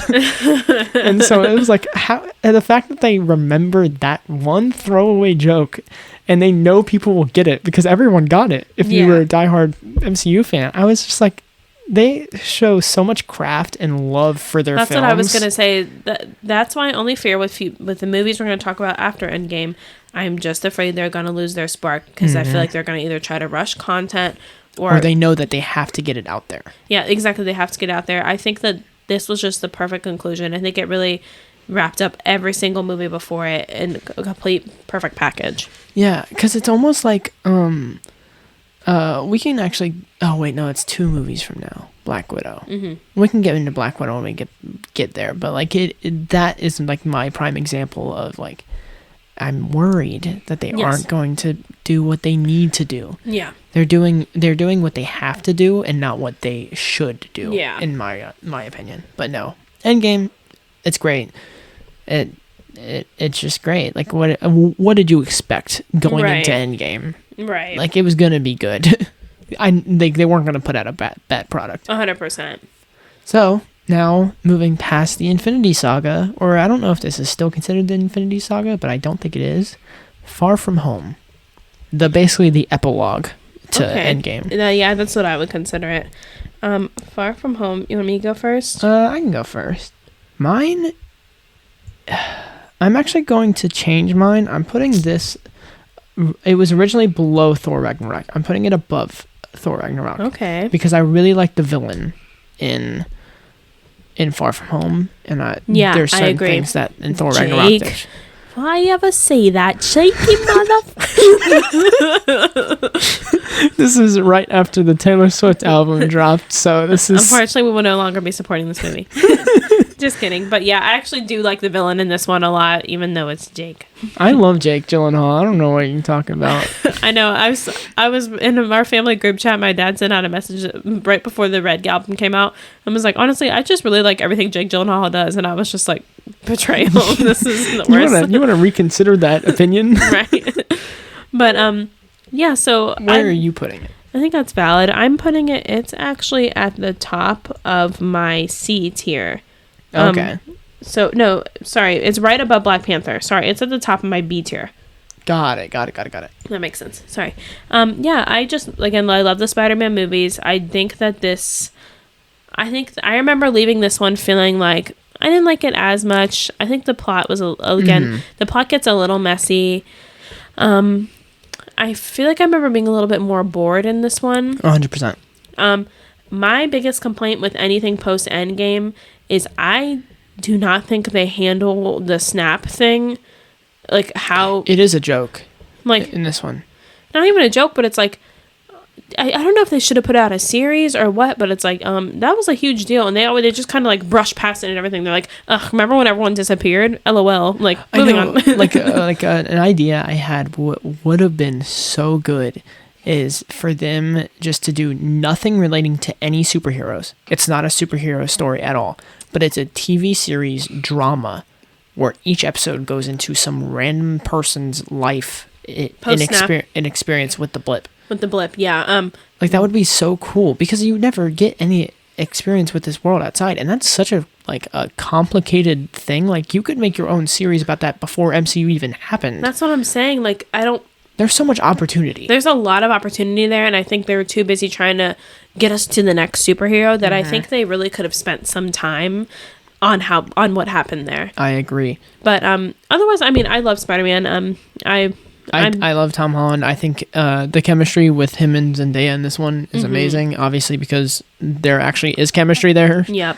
But I just think that this movie is a lot of fun. It's another one of those just fun MCU movies, and I really like Mysterio. When I heard that Mysterio was the villain, I never had any experience with Mysterio, but I knew he was all about illusions. And I was so down for that. Like that middle scene of him fighting and like he's basically like making like like a zombie Iron Man show up, and like he's like all those illusions are so cool. That's what Mysterio is. That's a perfect Mysterio scene, and I was so happy with that. But the thing is I love Mysterio, but I also hate the Jake Gyllenhaal, like his portrayal of the one scene where he's explaining his motive in the bar. Yeah, it's so forced. That scene always sticks in my head as one of the. I remember being in the theater and that I immediately felt taken out of the universe, and I remember thinking like, this is weird. Yeah. So I think being told, like you're being like, oh hey, this is why. Remember when this happened? And it's like it's so long, and then everyone's like, I hate Tony Stark. It goes on forever. I remember thinking like, is this gonna? Well, let's wrap this up. Yeah, it was so annoying. I that's like the main thing I don't like about Mysterio in this movie. But I love like all the action with everything Mysterio. Else, yeah. I love how he's like a trickster. I love that stuff. Also, I think that they do Peter Parker pretty well in this one. Yes. They make him a lot more grounded in this one, even though he's in a different country. They make him seem a lot more like a teenager in this one. Yeah, I like that part. I think this was their opportunity to explore Peter Parker as a teenager and as a high school. Even though they're not at school, he's on a school trip. So, you know. I also like how I think they chose not to do the blip with this one because they knew the blip didn't matter to Spider-Man because he was gone. Iron Man is what matters to Spider-Man. That's a good point. So the entire driving force is that Spider-Man, or not driving force, but like the entire conflict with Peter is that he's afraid that he's going to be put into the next Iron Man role, and he's still not over Iron Man dying. And they like the way that they set up that relationship in past movies is so well done, and in this movie it like comes to a head because he's like trying to deal with the fact that Iron Man's not there anymore, but he's still getting like the glasses from Iron Man and stuff like that. It's like it's so well done. That makes a lot of sense to me. I just think they missed opportunity with the blip. I think that they had a lot of opportunities to explore. First, you can't just put something so intense and complicated and like mega life-changing into a universe and then like only have casual mentions of it in future films. I think they really should have explored that more. Like, how did people feel when that went away? Like you said, a family drama of families experiencing this happening to them. What happened when they came back? What's going on? Like, I need more, like, you know what I mean? Like, I don't know. Yeah, I think like a lot of the worry about this next part of the MCU is that there's just so much missed opportunity. And that's what I'm worried about. Because that is a perfect opportunity for you to make something that not everyone's going to watch, but it's like it could be good content. Yeah, it's so good, such good content, especially for Disney Plus now that you have that ability. So it's pretty good. Not like anything groundbreaking, but I like this one a lot, just because it's fun. I think I like it more than Thor Ragnarok now, just because there are parts of Thor Ragnarok that I do find dragging on, even without how funny it is. So next up is Black Widow. You can go ahead and rank yours. I feel like mine's going to be higher than yours. I think so. Mine is right above Ant-Man and the Wasp. It's the top of tier C. Oh, okay. What about yours? So what number is that? Oh, sorry. That is number 17. Okay. So I'm 2 below you. I'm at Not too 19. Bad. Okay. I'm right under Black Panther. So we're in the same tier. We're pretty close in the same tier. I heard a lot of complaints about this. I personally liked it overall. Do I think it's stupid that they even felt the need to release this movie right now? Yes. However, if Yelena and Red Guardian. Oh, Red Rocket. If and Red Guardian are coming back, are going to be a part of this, I understand why they would do this. But I thought like from beginning to end, it was just like a fun, pretty good movie. I thought they explored the family really well. I think they all have really good chemistry. I think it's unfortunate that Scarlett Johansson was actually the weak link in this, in my opinion. But she did. So and she's dead to Disney. So my only thing is, if you've seen this movie, you know the post-credit scene of Yelena basically saying that Hawkeye killed Black Widow. So Yelena is going to go after Hawkeye. I don't know if if she is in this Hawkeye show that's coming up or not, but what they should have done is waited until that came out and then been like, oh, hey, here's a Yelena story. Yeah. And made that a Yelena origin story. And it would have been a prequel still. But then you would also have Black Widow again. You know what I mean? Because it's worse being a Black Widow movie. I understand completely. It's better as a Yelena movie. Like, so just make it that. And so I think I would have enjoyed it more that much. Scarlett Johansson very much is the weak link. The villain in this one, like the dude, the guy, is not very interesting because he's not in it that much. But I was most upset by freaking Taskmaster in this movie. So if you don't know anything about Taskmaster is one of like a very, very cool villain in the MCU because he mimics everyone's moves.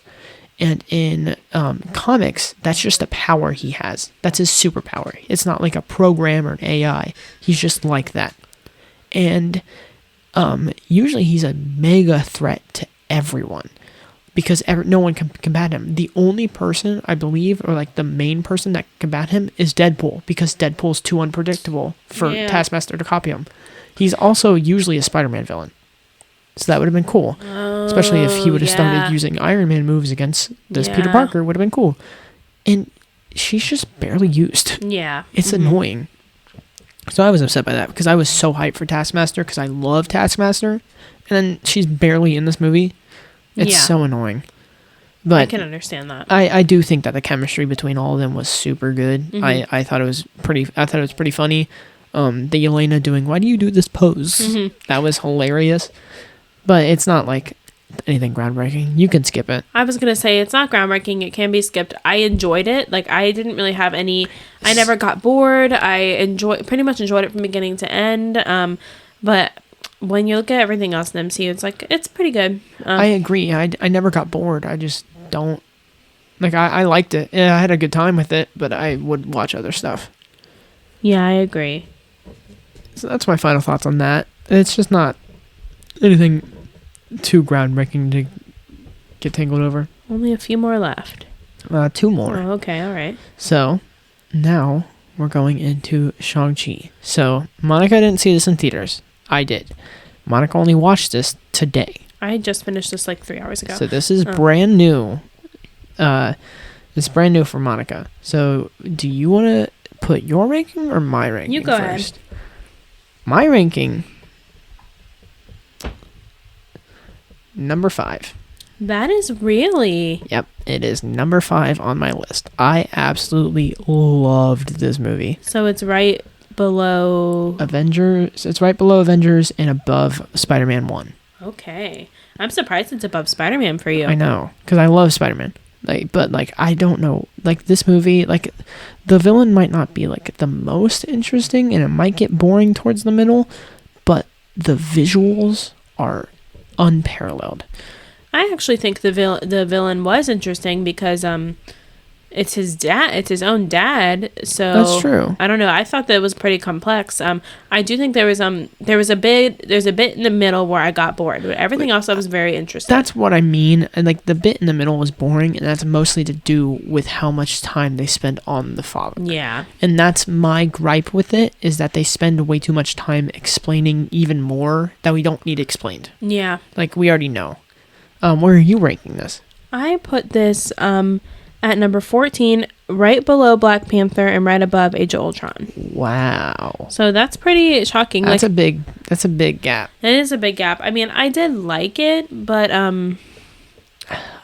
mean, I liked it. I don't think I liked it more. Like, it was really close. I was very close to putting it above Black Panther. Like, it's very back and forth there.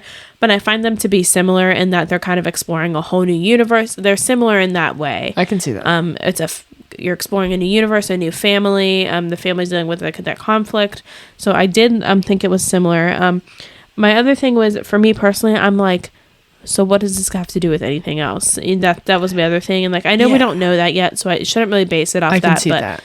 It didn't feel like because Tommy, my husband, watched it with me, a lot of it with me, and then in the end he was like, oh, that was Marvel, because he saw the Marvel logo and he had no idea it was a Marvel movie. He just thought it was like an action movie we were watching. So I don't know, but I loved the characters. I really loved the characters. The fight scenes were really cool. I loved the dragon. I love that we're kind of introduced to this like fantasy mystical world. That's a really interesting, because I was like, I don't know, I think it's really interesting. It's something besides outer space to explore. I thought that was really cool. I thought the visuals were so good. It was so pretty. Everything was so beautiful. Completely the dragon was so, like, both of them were so, like, well done CGI-wise. They were really well done. Completely agree. But the main thing that I just loved about this movie is the choreography. I was thinking that's why you liked it. Kung Fu Japanese like style choreography. It's not like typical Marvel action. It's something new, and I was so like floored by that because it just looks beautiful. It looks like a dance like at some points, and I just thought that was so good. I really like the character of Shang-Chi, even if he doesn't have that big like character arc. That was my other complaint. I don't know why. I just find him like compelling. I found Katie more interesting. Yeah, same. Also, as someone I'm happy she's going to be in it continued. Yes. I was really happy to see her go with him into the portal. I was like, good. As someone who doesn't quite like Awkwafina that much, she was amazing in this movie. Awkwafina is so funny. Well, okay, I usually have seen her in like short clips and it's usually people ragging on her. The first time I saw her in something that I liked was Raya and the Last Dragon, because she was the dragon and she was hilarious in that. And I was like, okay, maybe I do like Awkwafina. And then I was going to see this and I was like, I wonder if she's still going to be good. And nope, she's amazing. She's really, really funny. I think she was really, really good in this one. So this is another movie where they casually, and this is what I was talking about about the blip.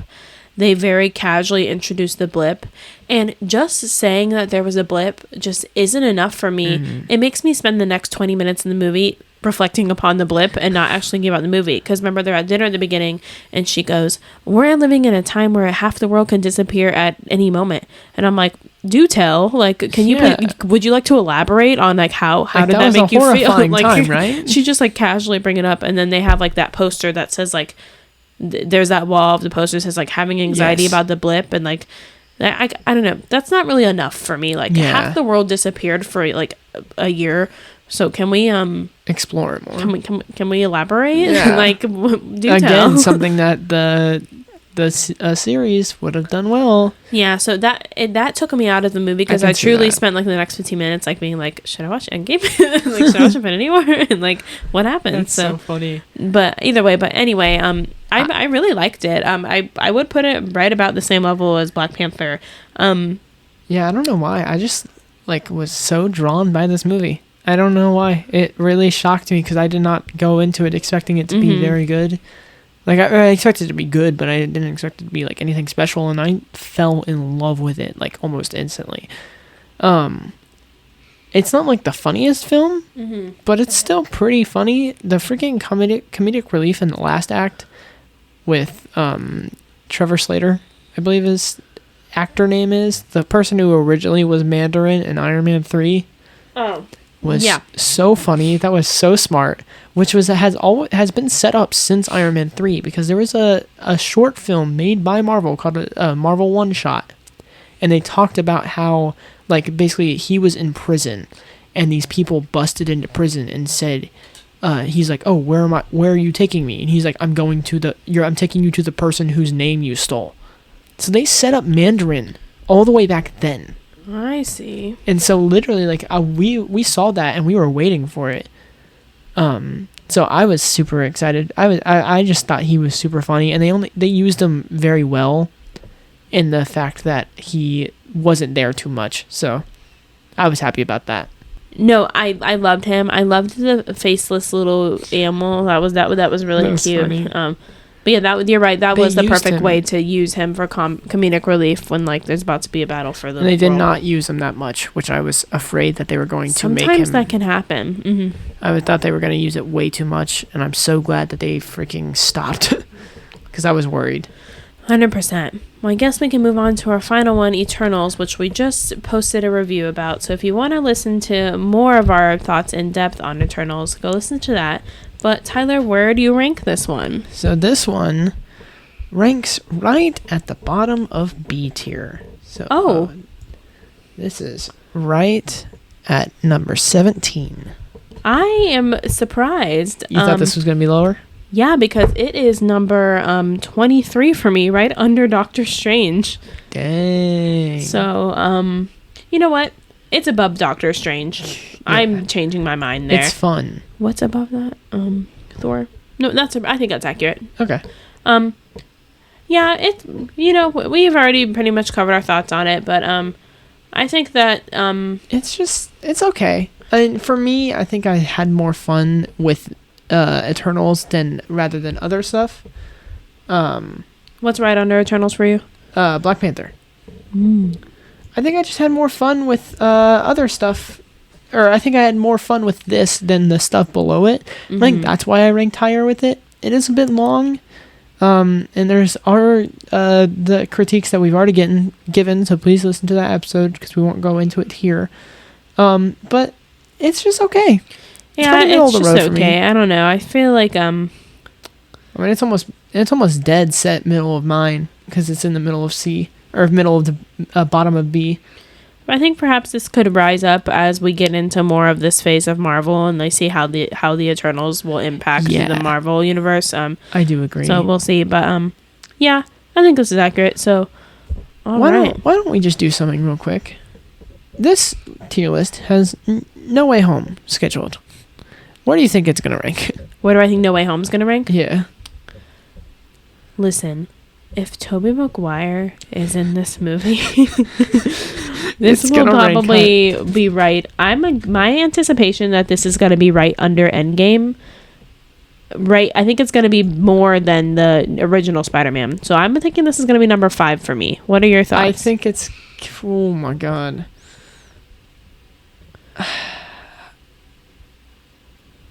I'm putting it above Avengers. I'm really hyped for this movie. I'm very scared, but I think it might be better than Avengers. I don't know why. I just feel like as much as I love the Avengers, I love Spider-Man more.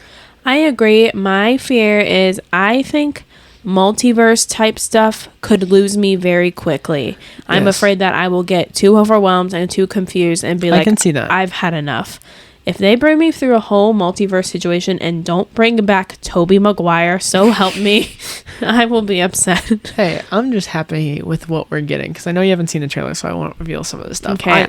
I just know some of the stuff we're getting, and I'm happy. Do you think he's going to be in it or not? I do. Okay. I think he is. Has to happen. I think both of them. I think both of them are going to be. I think it's going to be all three, and the way that nobody really is excited to see Andrew Garfield, everyone's like, I mean, he'll be there too.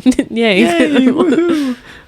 Yeah, I think they'll both be in there, and I wouldn't be surprised if in a post-credit scene or if somewhere in the movie they tried to set up Miles Morales, which I would be. I would love that. I would love that. Because I love Miles Morales now that Into the Spider-Verse introduced him to everyone because I didn't know about him. Which is an excellent movie. Yeah, Into the Spider-Verse is like flawless.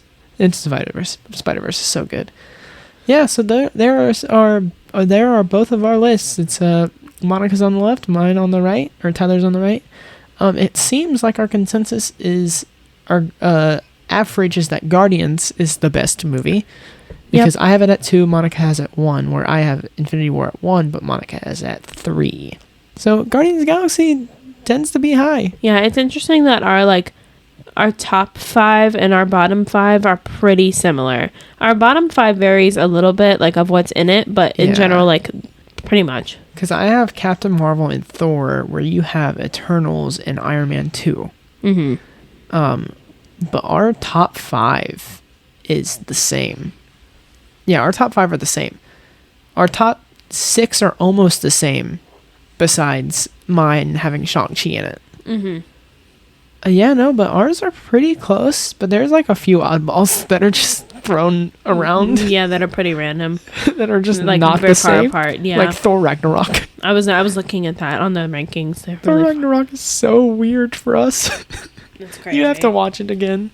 I will. It might not jump up a bunch, but it's very fun. I think it's better in theaters too. So, all right, guys. So that's gonna wrap it up for this honeycomb episode. I know it's a long one, but listen at your own pace. Listen at your own pace. Let us know your Marvel rankings.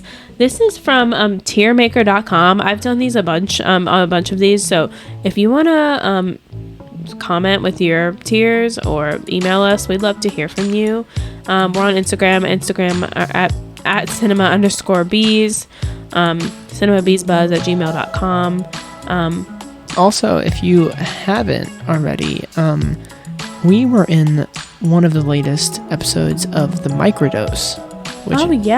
Please check that out. This was a really fun interview with Kush Hayes, and me and Tyler were super happy to be a part of it. If you want to hear us talk more general movie stuff, talk about our favorite movies, some of our interests, definitely a good place to check it out. Really fun time. Also, it kind of gives you a schedule of what's coming out in the future that we're going to be exploring into. So. Looking forward to the end of the year and looking forward to award season coming up in the beginning of the new year. We will be doing more episodes especially once nominations get announced. We will be doing an Oscar episode talking about the best pictures. We will watch them all.